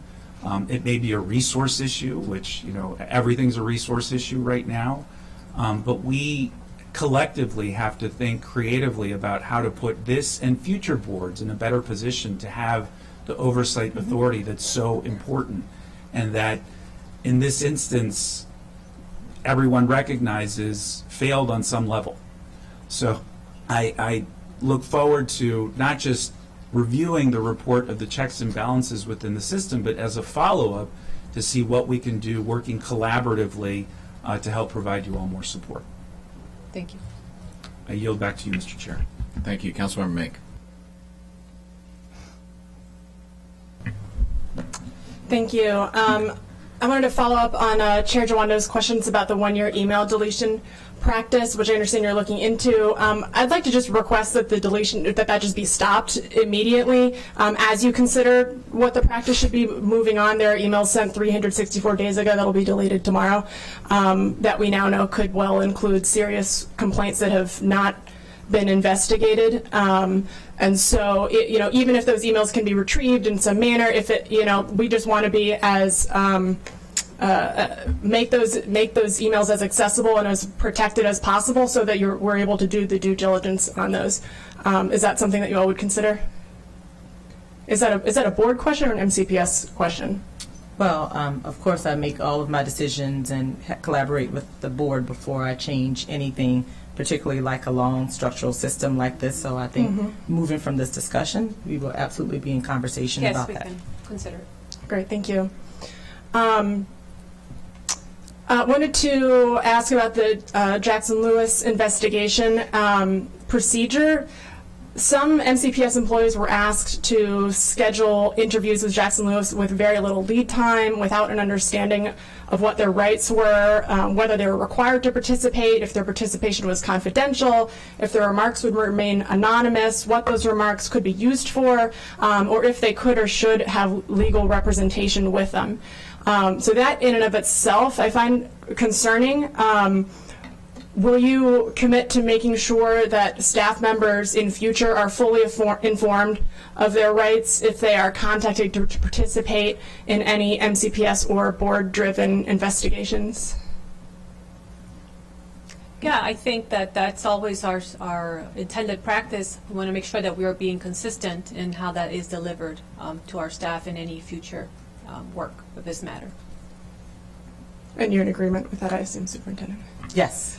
Great, Absolutely. thank you. So given that that's the intent and that was the hope, we know that that did not happen this time. So thinking about how we can ensure, what the process and procedure is to make sure that that's happening, that might be a conversation that would be helpful to have with your unions, to think about strategies there for ensuring that those messages are getting through. I leave that in your hands, but glad to hear that commitment. Thank you. And related to that, actually, the additional concern by some is that their remarks to Jackson Lewis, collected ostensibly for the purpose of the investigation that just concluded, could be used to defend MCPS in future litigation. Could you speak to that concern? I'm sorry, can you repeat the question? Yeah, the additional concern by some is that their remarks to Jackson Lewis, given for the investigation that was just concluded, could be used to defend MCPS in future litigation. Can you speak to that concern in any way? I don't feel confident speaking on that concern because I'm not a lawyer in terms of what is allowable or what Jackson Lewis shared with. I would have to check to see what Jackson Lewis shared with interviewees as they began their interviews in the process before I can say one way or the other. Okay, I think that's something that would be great. It would be good to follow up on that because we want to make sure that there is an understanding amongst folks who were interviewed or were contacted for interviews around that. Thanks. The climate survey. Farquhar Middle School had the second lowest score for staff leadership on last year's staff climate survey. This raises the question of whether those scores reflect urgent personnel issues at one or more additional schools. I'm aware that there will be a larger plan for addressing issues raised by the climate survey and that will be discussed at a later board meeting, which is appropriate. But there's also a need for immediate action, I think, to check in on some of these schools that have clear red flags. So can you speak to what the board and or MCPS is doing to look into this potentially urgent issue? Yes, thank you, Councilmember Mink, for that. So as I mentioned earlier, that the survey that we gave this last spring was the first time we'd done that since 2019. Mm-hmm. And just to tell you, it was a very small sample. We worked with our associations to relaunch, and we knew that it would be a soft relaunch. And so we had about 6,500 staff members respond out of over 25,000. So that just tells you, it truly was a sample. And we recognize that climate is something really important that we have to work on with our employees. So we're working with our associations on our Culture of Respect Compact that has been in MCPS for years, but we're reimagining that. And the climate survey is going to be a part of that. I understand that your question was around Farquhar Middle School specifically. But Sorry, to clarify, around other schools that also scored low for staff leadership. Absolutely. So we've identified that as a part of our work moving forward. The purpose was to see what kind of participation we got from the soft launch, and then from there, doing a full launch again to all staff so that we could have a really good showing of participation. And from there, the work of the principal supervisors in our office is to work with our principals to look at that survey and get into our schools, work with the leaders and the staff to further determine what has led to those particular survey results. Thank you. Could you speak a little bit to the timeline around that, especially for, again, these schools where we have the major red flags? Absolutely. So we've actually upgraded the process for, I'm sure, the 22 years that I've been in the system. That survey was always given once, and during the spring, we have now moved as an upgrade to that process to give it twice a year, so that we are able to look at changes that could happen in the school from the fall to the spring, so that we can have a better understanding of how that happens. So that's one of the immediate changes that we've made to the process. Thank you. Real quick, adding to Councilmember Stewart's concern for how specific groups of staff members are experiencing the school system, many staff members who were directly impacted by the situation that came to light this summer. There are thousands more questioning whether school system leadership is committed to supporting them. How are you communicating with your thousands of staff members to address those feelings? Yes, earlier I mentioned, sending out the Dear Colleague letter, and that's to get all 25,000 hearing the voice directly from the superintendent around these concerns and what we're doing with them moving forward to correct that. Also, these engagement opportunities to get out and interact with the staff directly, all staff in all spaces, to better understand the complexities of their workspace, how do they feel valued and supported in those workspaces, and be able to identify some of those challenges. I want to mention our anti-racist audit that we did, that we now have a work plan for, actually identified this as one of the areas that we needed to dig into more specifically. So some of this engagement is thankfully very connected to that work that really is coming to the forefront, or bringing to the forefront what we need to do to show value in our employees and support them in the most appropriate way, and who are the people who need to know how to do that best, and how are we training and supporting them to be able to do that shows value to everyone in the system. Thank you. Councilmember Mick, I just wanted to clarify my previous statement about the litigation question that you asked. Thanks. Individuals might be called to testify in litigation, but statements they made to Jackson Lewis would be hearsay and largely inadmissible in court. Thank you. Thank you. We'll now move to colleagues for a 5-minute round. First is Councilman Friedson. Thank you, Mr. Chair. Appreciate everybody's thoughtful questions and the responses so far. Just want to hit on a few points that colleagues have made and then a few additional questions. With regard to the Public Information Act, I just need to be very clear. This is a law that is intended to promote public transparency, not to prevent it. And so I just want to reiterate the call that has been made by colleagues to change the email procedures to ensure that emails older than a year are at least archived so that they don't get deleted. There's a big difference between keeping it on one server that there may be issues with that, but there's no reason why it couldn't be kept on an external server in an archive that they can be reviewed later. There are obviously serious challenges that are occurring in schools that go years long, as this incident reflects, but it's not exclusive from my perspective to this incident, that absolutely need to be addressed. So I want to just reiterate that they need to be available for requests, for reviews, for investigations moving forward, and deleting them is troubling.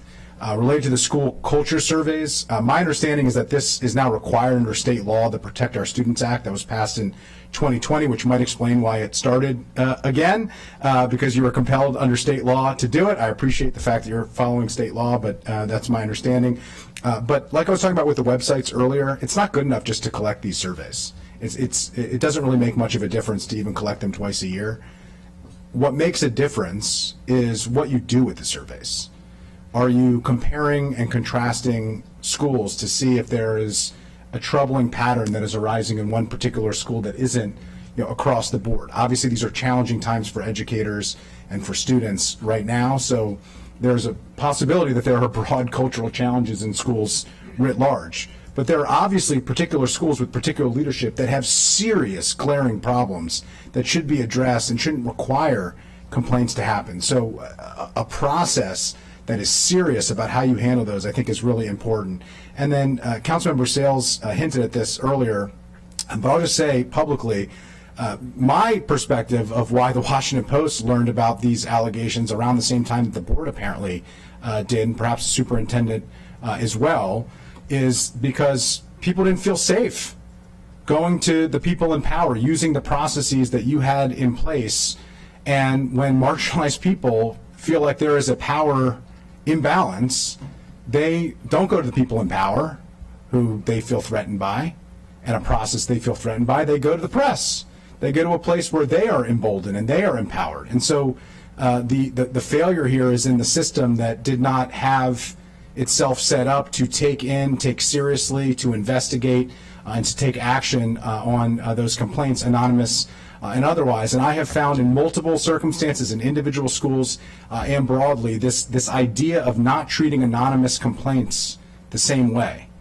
And organizations that care about a culture of accountability and transparency treat anonymous complaints the same.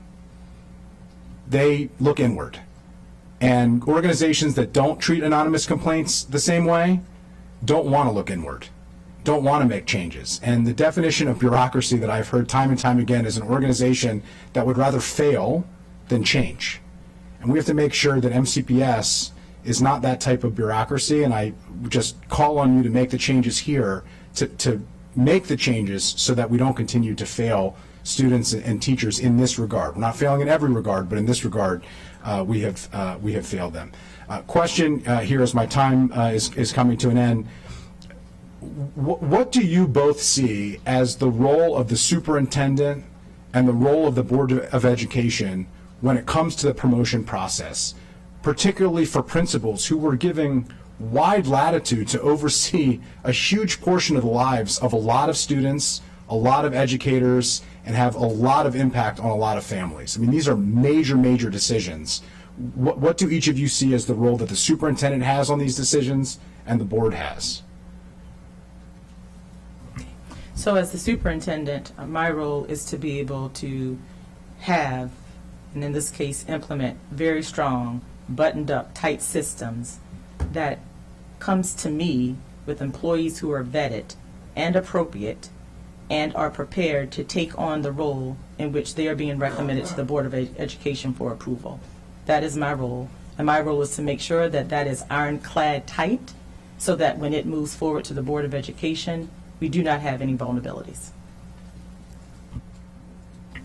And our role is to finally take all the documentation that's been given to us, the recommendation of the interview panel, Dr. McKnight, ask questions, see if it's a good fit for the community, make sure that their experience is what needs to be in order to be an effective leader for the school system. We set the vision of what we want in terms of our leaders in our schools so that we can have a successful school system.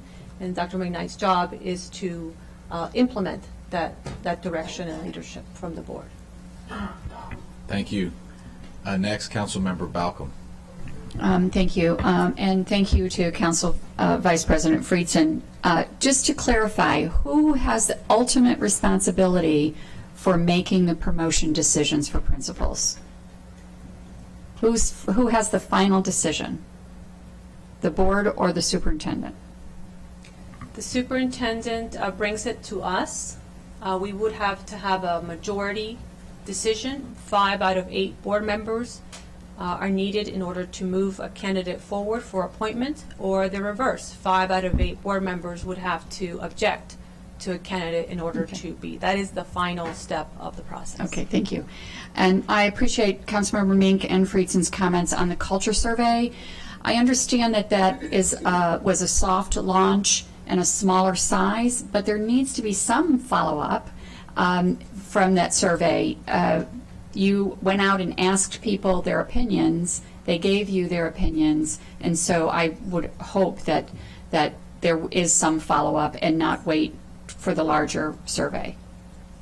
Councilmember Balcom, I just want to say yes, those survey results are in, and that is the work of our principal supervisors to take those surveys and be in conversations with those principals and the staff about the specific action to be taken to address the needs within that survey. And thank you. I misunderstood. I thought that you had said that you were going to wait until the larger survey. Oh no, we're not waiting. All right, thank you. And then I'm just trying to be fast. I'm sorry. And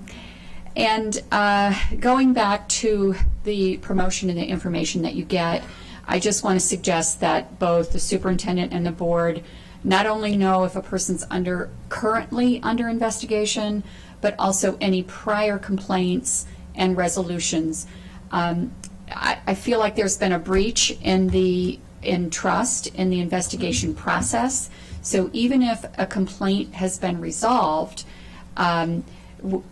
you all, the decision makers, need to know that and to make sure that there's not a trend. Even if there were 5 complaints that were resolved, I feel like, should know that. So as you're changing the promotion process.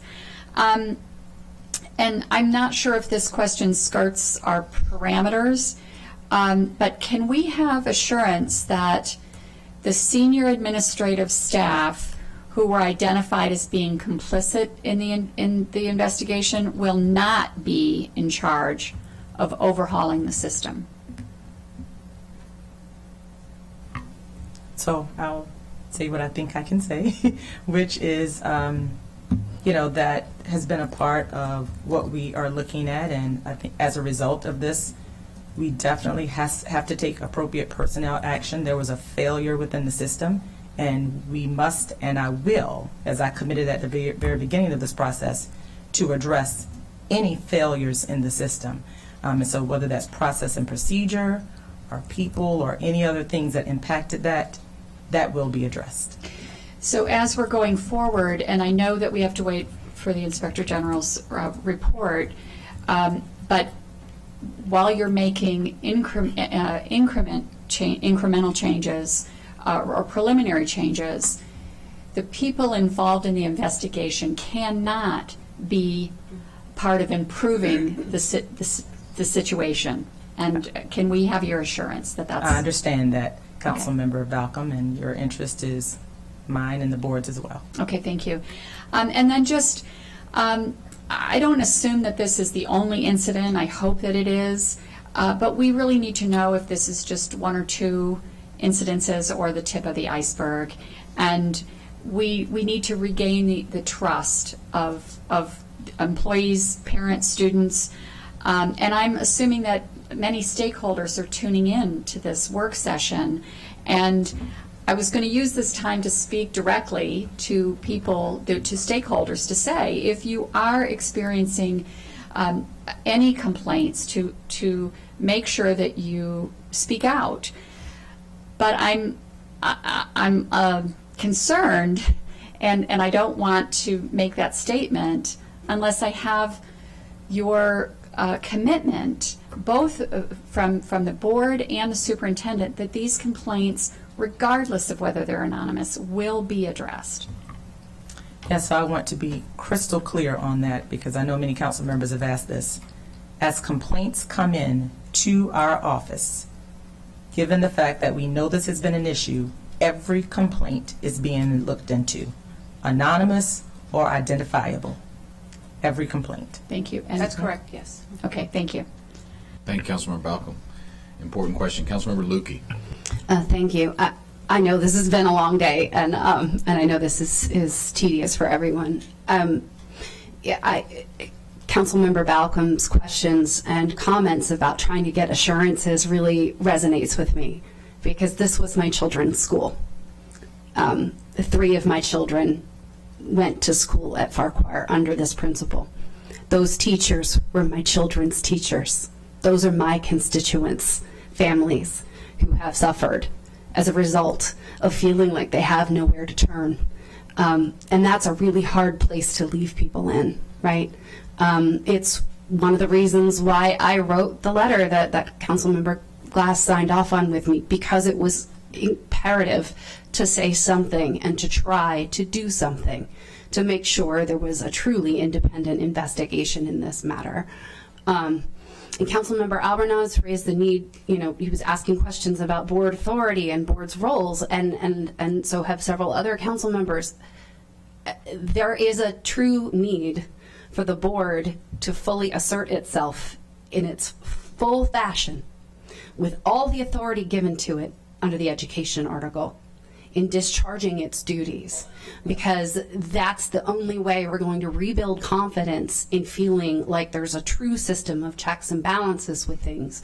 And one of the questions I have was whether the board formally met to make a determination to hire Jackson Lewis to do an independent investigation.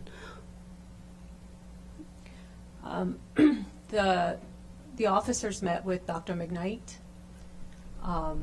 and the interest at the time was to move quickly because we wanted to get ahead of this as soon as possible. And so that is how the decision was made to move forward with hiring an external investigator to look into this. Okay, and I know that multiple entities had requested the engagement letter with Jackson Lewis, or the underlying agreement for the services, right, under different Public Information Act requests that came in. And a letter was provided with redactions in it that, and my question is, that letter refers back to another document. It is amendment to a scope of agreement that the school system has with that law firm.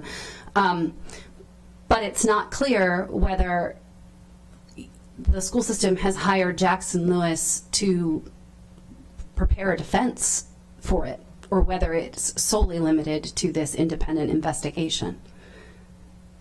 So your question is, has Jackson Lewis been hired to prepare a defense? Yes.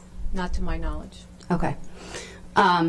And Councilmember Mink asked questions about making sure folks who have concerns are able to bring someone with them, counsel, a union rep, a lawyer, a private counsel. And I noted that in the packet that we were given, the different regulations that apply. So for the workplace bullying and harassment, it didn't refer to bringing another person or a right to bring another person, but under the policy and regulation that discusses sexual harassment investigations, it does. Do you know why there's a distinction between those two? I don't know, but again, I think this speaks to the consistency improvement process that we desperately need. Okay. This moment is a moment where I know you are doing that internal reflection on what needs to change and what has to be done. But this isn't the first time that MCPS has had a public issue that's caused everybody to say we need to hit pause and look internally and do better. And that's why I was asking questions earlier about 2017, because there was a rather high-profile child sexual abuse case that went to trial that summer that's now subject to a retrial. And after that, I happened to do a presentation on child sexual abuse and neglect at a statewide conference that summer with Debbie Feinstein from our state's attorney's office. And subsequent to that, I know that there were HR changes that were made both internally at MCPS and then subsequently through passage of legislation at the state level to make sure that that background information on candidates was shared, and that you weren't having an individual who was engaging in misconduct in one jurisdiction going to another, right? Those were statewide laws that were passed, and I think maybe that was in 2019, either 2018 or 2019. But that was a significant moment in MCPS internal review and history, and I want you to speak to what's different now from back then in 2017 when you did do that reflection in the aftermath of that case. If you want to respond briefly, you can. Yes, and I will have to, because I was not in a senior leadership role in MCPS in 2017. So I can't speak to the specific changes or even the specific cases that you're referring to. I have some idea just from background knowledge. So I won't address that because I don't know that we have time. I need to know specifically what you are referring to. And as for the support of Ms. Silvestri, too, who may have reviewed it. Okay. They joined the board in 2018, but we would just need some time to prep to be able to respond to your question about process improvement, which is a great one. Yeah. Thank you. Thank you, Council President Glass. Thank you, Mr. Chair. I appreciate all the comments and questions that have been asked. The reason teachers went to the Washington Post is because their complaints fell on deaf ears. As noted in that very comprehensive Washington Post article, there were 18 complaints made over 7 years. Does MCPS have an accurate record of those reports? We don't know, because we've just learned today that emails get deleted after 1 year. I join the chorus in saying that policy needs to change immediately for the betterment of oversight and transparency. And I know you get a lot of emails. We get a lot of emails. I appreciate the entire board being here today. This is important. And I know the work that you all do. You do full-time jobs, get half-time, if that, pay, and barely any staff, if any. And so, President Silvestri, can you talk about staff? What does the Board of Ed, how are you complemented? How are you supported in dedicated staff? Yes, we are supported with 3 senior staff, our chief of staff, Robin Seabrook, and our ombudsman, which, by the way, an ombudsman is another way in which people can send complaints, anonymous or otherwise, reports to the board. We have other administrative staff. We are bringing on a communications person to help us have our own voice in terms of what we need to put out as a Board of Education. And we are bringing on a new analyst to help us with data, student data, as well as budget analysis. And so, like you said, we are very part-time, and so helping the board have greater capacity is an interest that all of us as a community need to have.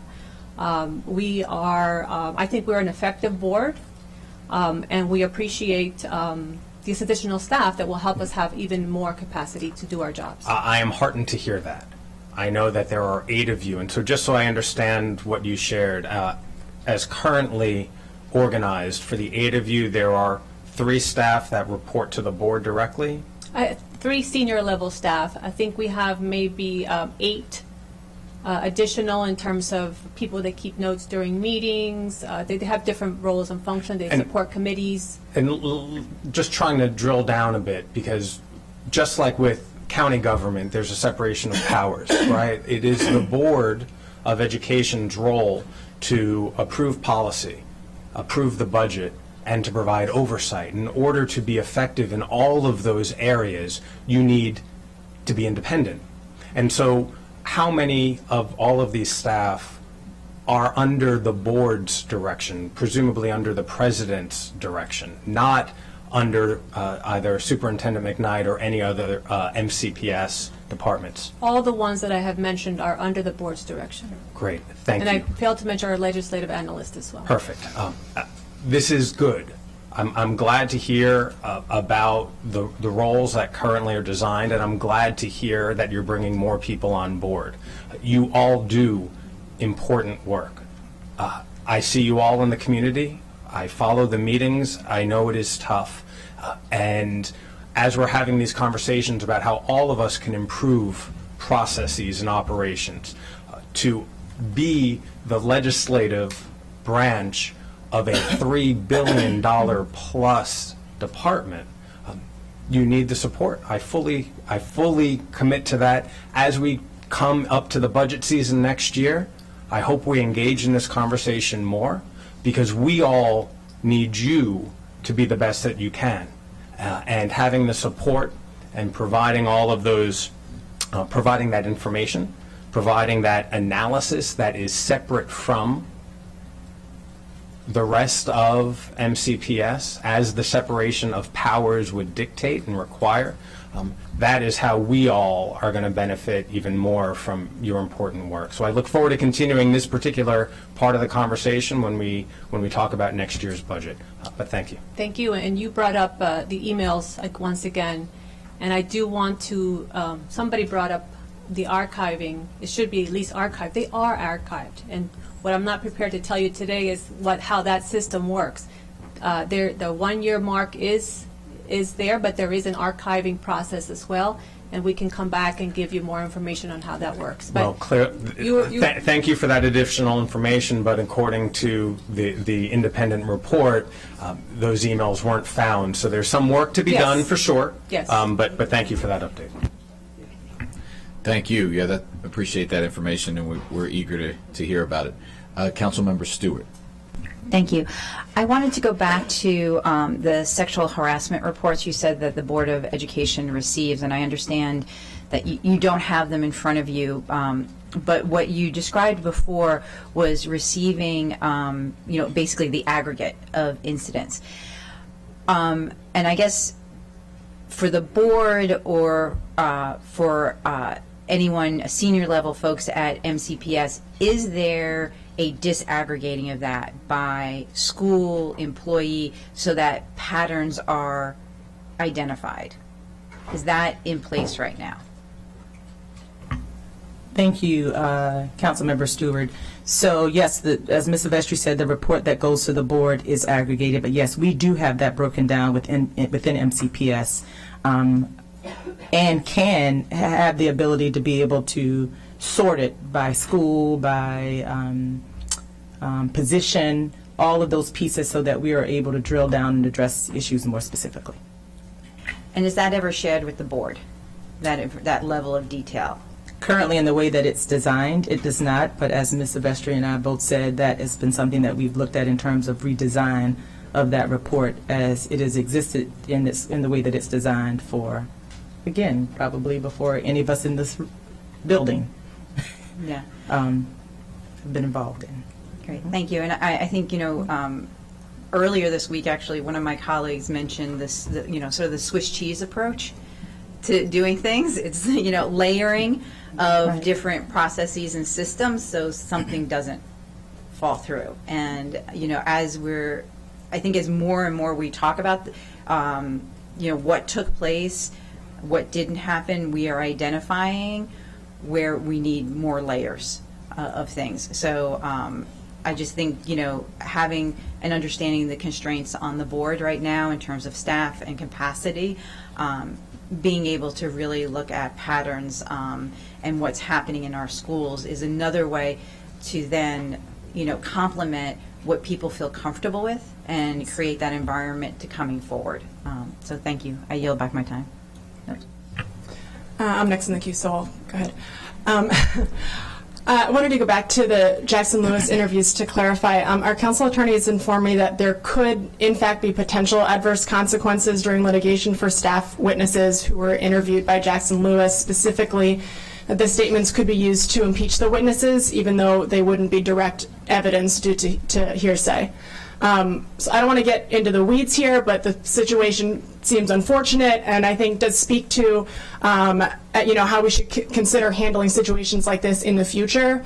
With something of this magnitude, I think that this in particular is a very tangible and compelling reason to request the engagement of the Inspector General right away, and to avoid, if at all possible, relying on a firm that represents a school system or could be hired to defend the school system or to provide records to one that does.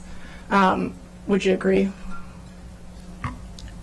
Yes, and I've mentioned this earlier. Our Inspector General and their office are the most objective and have confidence in our community, have confidence in their findings. And we worked with them previously on issues that we've had to address, so I couldn't agree with you more. And just to reiterate the concern that may be out there, while Jackson Lewis has worked with MCPS, as many attorney firms do, on issues that we have, they will not be involved in any type of litigation that arises out of the situation. So I just want to reaffirm that to anyone who may have that concern, as our concern are in the people as well who are involved in this process and how we can best meet their needs moving forward.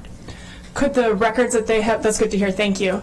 The records that they have be provided to a firm that would be involved in that litigation, though? Yes. So I cannot speak to the specific agreements that Jackson Lewis have made in the, the past. And I guess this goes back to let me not get into the weeds right now, but I do think this is a relevant question and concern. As said, thank you. And then my other question is just one of logistics here and thinking about the staffing for the work of all this investigation.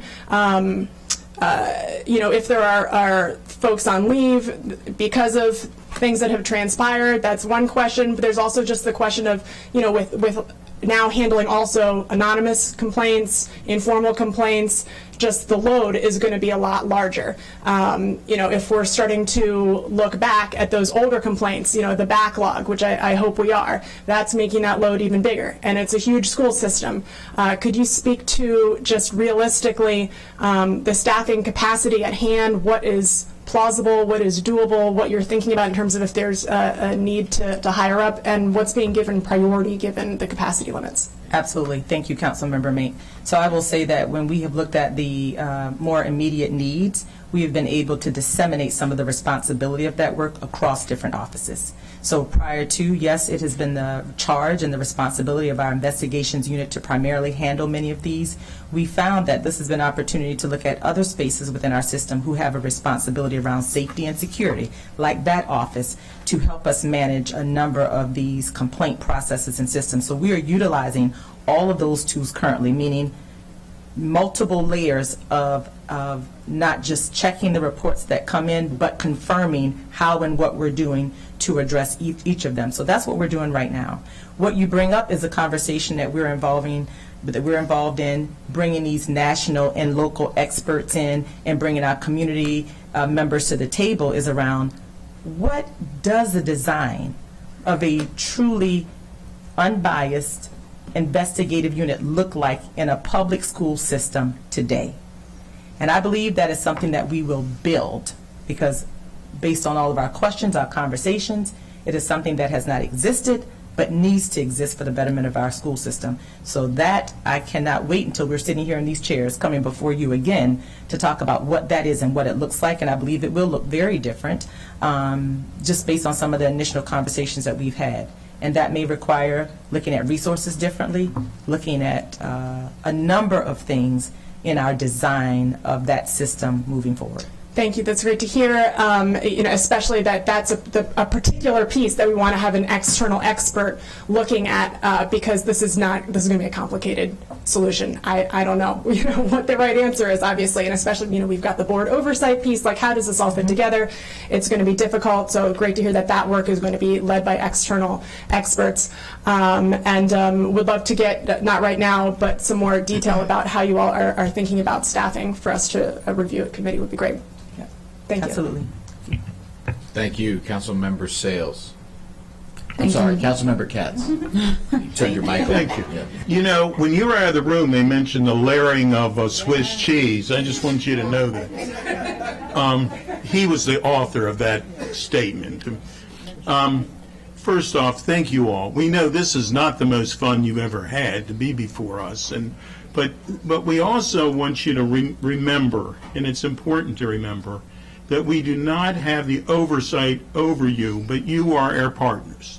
We want everyone to have success, and that's for our students, our educators, our public, our union partners. They need to be involved and need to be comfortable with a system that they are treated fairly, that they know that they are treated fairly. We do have the horrible example of with this one, when the system failed. But there are many examples when the system didn't. And we shouldn't throw the baby out with the bathwater. When we are looking at how we're going to change, we need to figure out what did work, what didn't work, and why. And that doesn't mean just because it did this time that it will every time.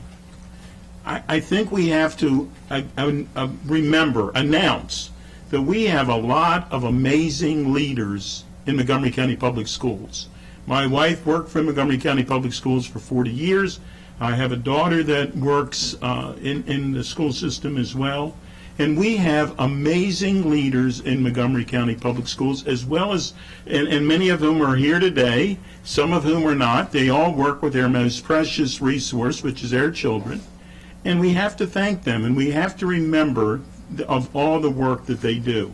Years ago, Jerry Wiest, who was the superintendent way back when, and he and I were having a conversation, and in those days, I believe it was 20,000 students, and about 20,000 employees and about 140,000 students. And he said to me, he says, what are the chances of everybody having a good day the same day? And the chances are none.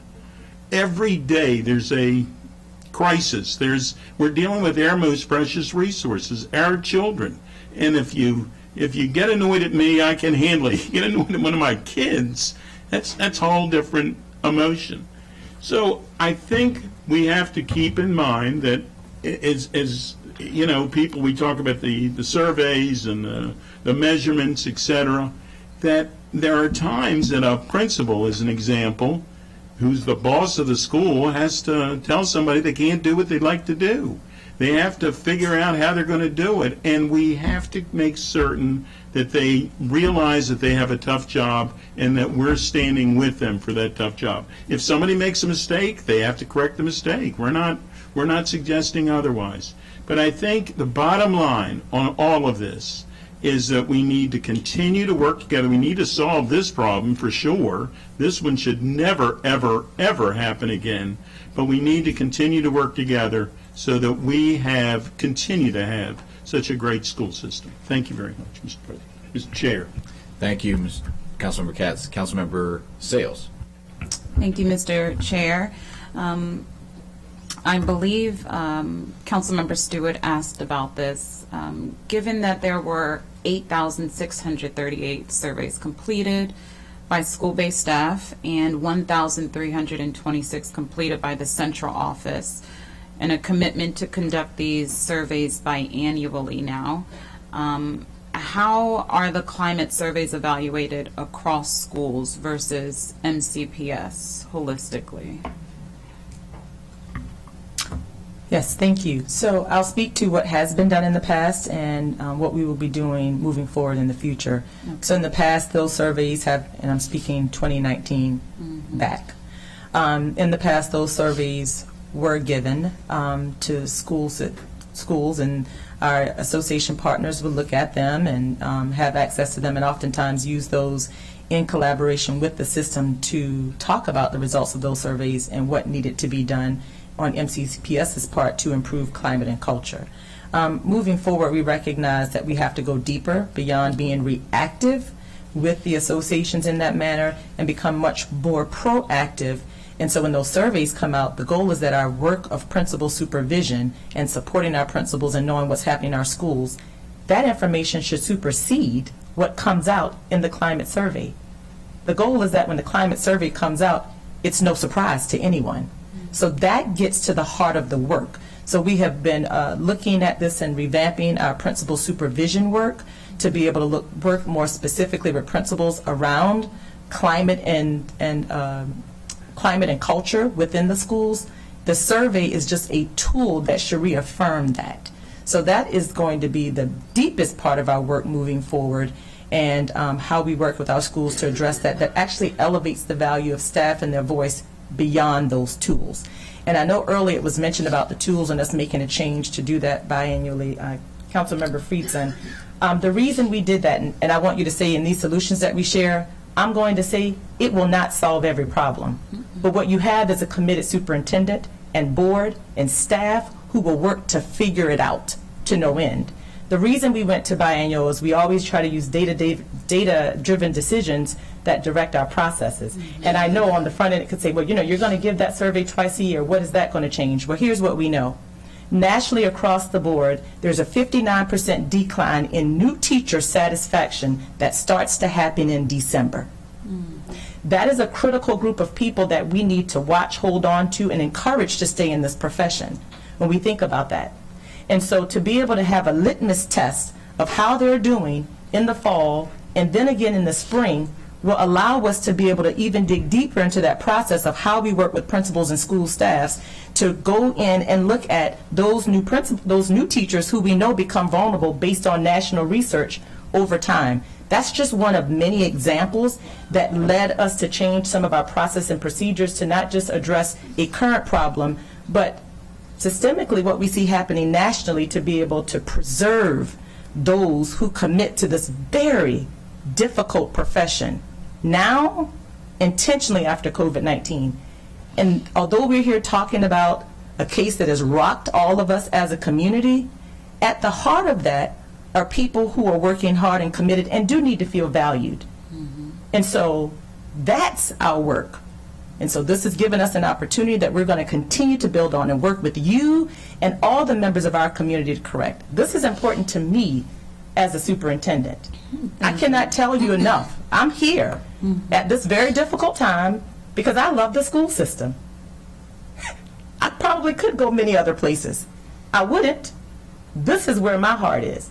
And so as long as I'm bringing my heart to this work every single day, this is what you're going to get from me. And as Councilmember Katz said, as Dr. Weiss said years ago, and I'll say today, the probability of a problem in a system this size and this big is frequent. Yes, thank you, Dr. McKnight. Given that this climate survey, it looks like it delivers a lot of feedback in order for you to proactively plan and improve the environment. What other surveys are used to assess the concerns and behaviors of staff? And yes, so that's interesting that you say what other surveys are being used. We've actually looked at the results of our surveys over time and have found through the work of our anti-racist audit that surveys oftentimes are not the best way to get the information that we actually need. We found in our practices with staff and students who said, we will complete a survey, but only if you give us the time to do it during the school day when we are there. So we found that other engagement opportunities, going out, having the listening sessions, going back to the Listening to Lead campaign, going out and having these smaller groups, being intentional about where those groups are being held, in the spaces where people feel most comfortable sharing concerns, we found is one of our most successful practices that actually go beyond the surveys. Thank you. Councilmember Fanny Gonzalez. Very quickly, thank you so much for being here, and let me just say that I think you have the most difficult job in this county.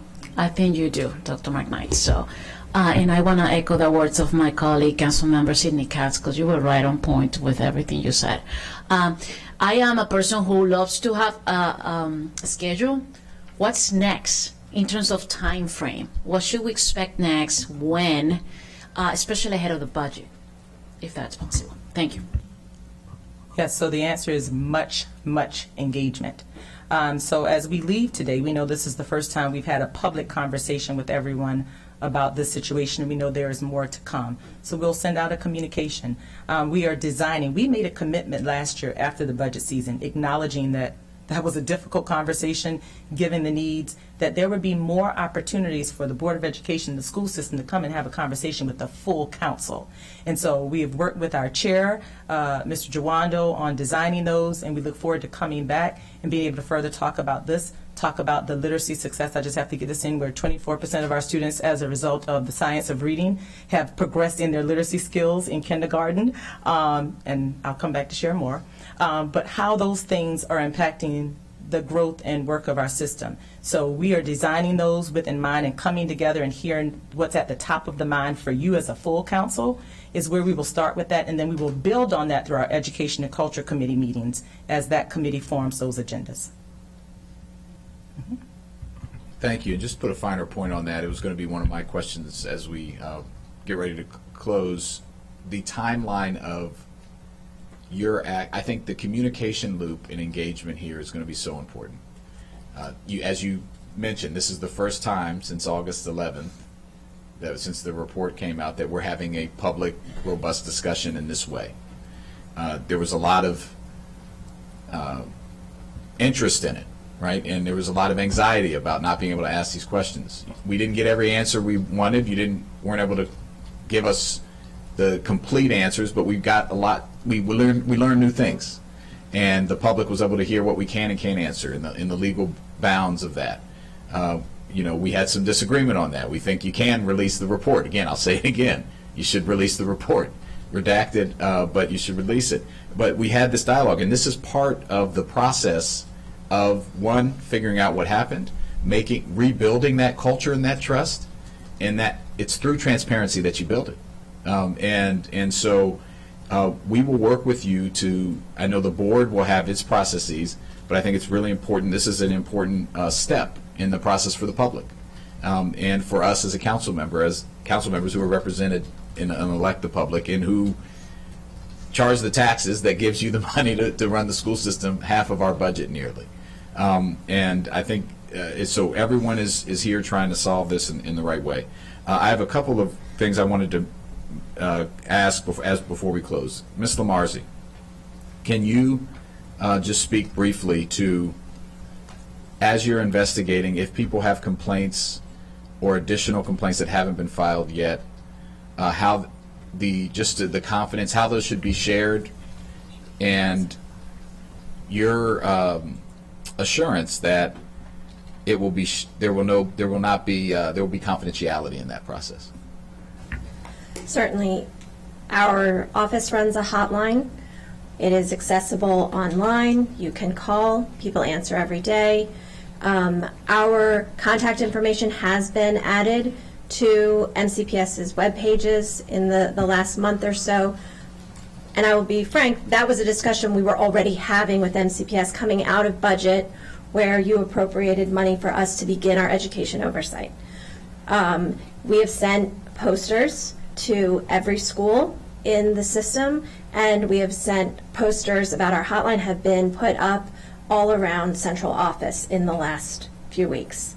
Again, a part of our building our education oversight process. Under county law, we maintain confidentiality of those who make complaints to our office to the extent that we are allowed to under law. I always have to say there are very limited circumstances, but we do maintain confidentiality. New complaints related to this specific incident with Dr. Vitalman, we would receive, and I assume that if anything else comes into Dr. McKnight, it is going to come directly to us. And we do receive complaints about MCPS as a whole, right? That is our goal. We are there to work towards the efficiency, effectiveness, fight fraud, waste, and abuse in the school system as a whole. So anything that seems wrong, suspicions, concerns, I encourage our residents to contact us. If it is not us, we refer them to the right people. We find and make those connections because we do serve the community here. That is our goal. Thank you. And what's that hotline number for the millions watching at home? Oh, Mr. Giovando. I'm going to give you a second to look it up, and I'll filibuster for a second. And to the board, we have your commitment in the superintendent. Any complaints that come in, you will refer them to the Inspector General. Yes, absolutely. Yes. The report that you receive that is non-data specific and a bi-monthly basis that I found out about here today, I did not know about that, on harassment, would you forward that to the Education and Culture Committee as well? All council members as well. You want to see a We'd like to sample of receive what that looks like? No, we'd like to see the report. The most recent report? Yes. I think we can do that. Okay. Yes? Yes. Thank you. But again, we all recognize that we're here because we need to improve things. Absolutely. No, absolutely. Yeah, and we again, I think in the spirit of this, we called this hearing in the spirit of we all want the same thing and we want to improve. But part of, again, I'll emphasize the process of improvement is transparency and feedback from all stakeholders. And there is no institution in Montgomery County that is more inclusive of all stakeholders than MCPS. And so that just means we're all a part of the solution too. Yeah. And I think, yeah. And I just want to reiterate, the board is committed in getting this right. This impacted us greatly. It's impacting the school system. We should be talking about our literacy gains. Instead, we're here, Right. which is regrettable. But I can't emphasize enough, we are in this to get it right. And we will use our authority, as has been mentioned today, to ensure that we are setting the direction, monitoring, getting frequent reports on the progress, and reporting that to the council so that you are staying informed as well. I appreciate that commitment, and I understand and believe fully that that's where the goal of the board and the superintendent. Ms. Lamarzi, did I do it long enough? You did great. Thank you. The hotline is 240-777-7280 is our main line, or it's 240-777-7644. But obviously, Google is everyone's friend. So if you put in OIG, Montgomery County, you will come to our website, and it is the very first thing you see. Thank you very much. Thank you, sir. I think it's important to know any staff member at 25,000, if you don't feel comfortable, we got multiple alleys and runways here to make a complaint. We gave and worked with the OIG to have more authority around education because it's such an important part of our budget. So I really appreciate that. I appreciate my colleagues, I think, in the board, and the many board members who stayed the whole time here and who came, the superintendent. I think this was a very important first step in transparency and accountability for a very troubling situation, but in a large, great school system that we all want to remain and continue to improve. Dr. Ignite, I see you, Mike, on. Did you want to say something? Yes, I didn't know we were ending. We're getting ready to. Okay. So, yeah. I know we've been getting ready, and I first want to thank you. Yes, we know anytime we have to talk about issues like this, it's difficult, but the board and I stand as committed partners because, as we say all the time, we can't do this work alone, so I want to thank you. I look forward to our continued sessions coming with council. This is a very serious matter, and I know that our role coming today was to be able to share what we are doing and what we will do in the future to address that, but I cannot reiterate that enough, and know that I am committed to making those necessary changes as soon as possible so that we can work in a structure that makes everyone feel comfortable, and most importantly, we all walk away feeling more prideful about our school system and what we have in place. My office, me in particular, was not aware of this. Had we been, we wouldn't be here having this conversation. That is absolutely a requirement of course correction on our part, but I will tell you, this happened under my watch. I take charge for it, I take accountability for it, and I commit to fixing that. That's what I've been charged with doing, and that's what I will do, and be as transparent. Well, be transparent, period. Not as transparent, but be transparent and be in close communication with all of our community, everybody, our staff, our parents, you as council members, everybody, because when a situation like this happens, it impacts all of us. So I just wanted to bring to you a reassurance of that change and my commitment. And I thank the Board of Education, for being there and supporting these changes that we preliminarily started to discuss to move forward. So I just wanted to end with gratitude. Thank you. We appreciate it, and we look forward to continuing this process. And again, I think we've laid out some very specific recommendations today about how we can continue that process. Again, chief among them, releasing that report. So I appreciate you and thank you for being here. We are adjourned.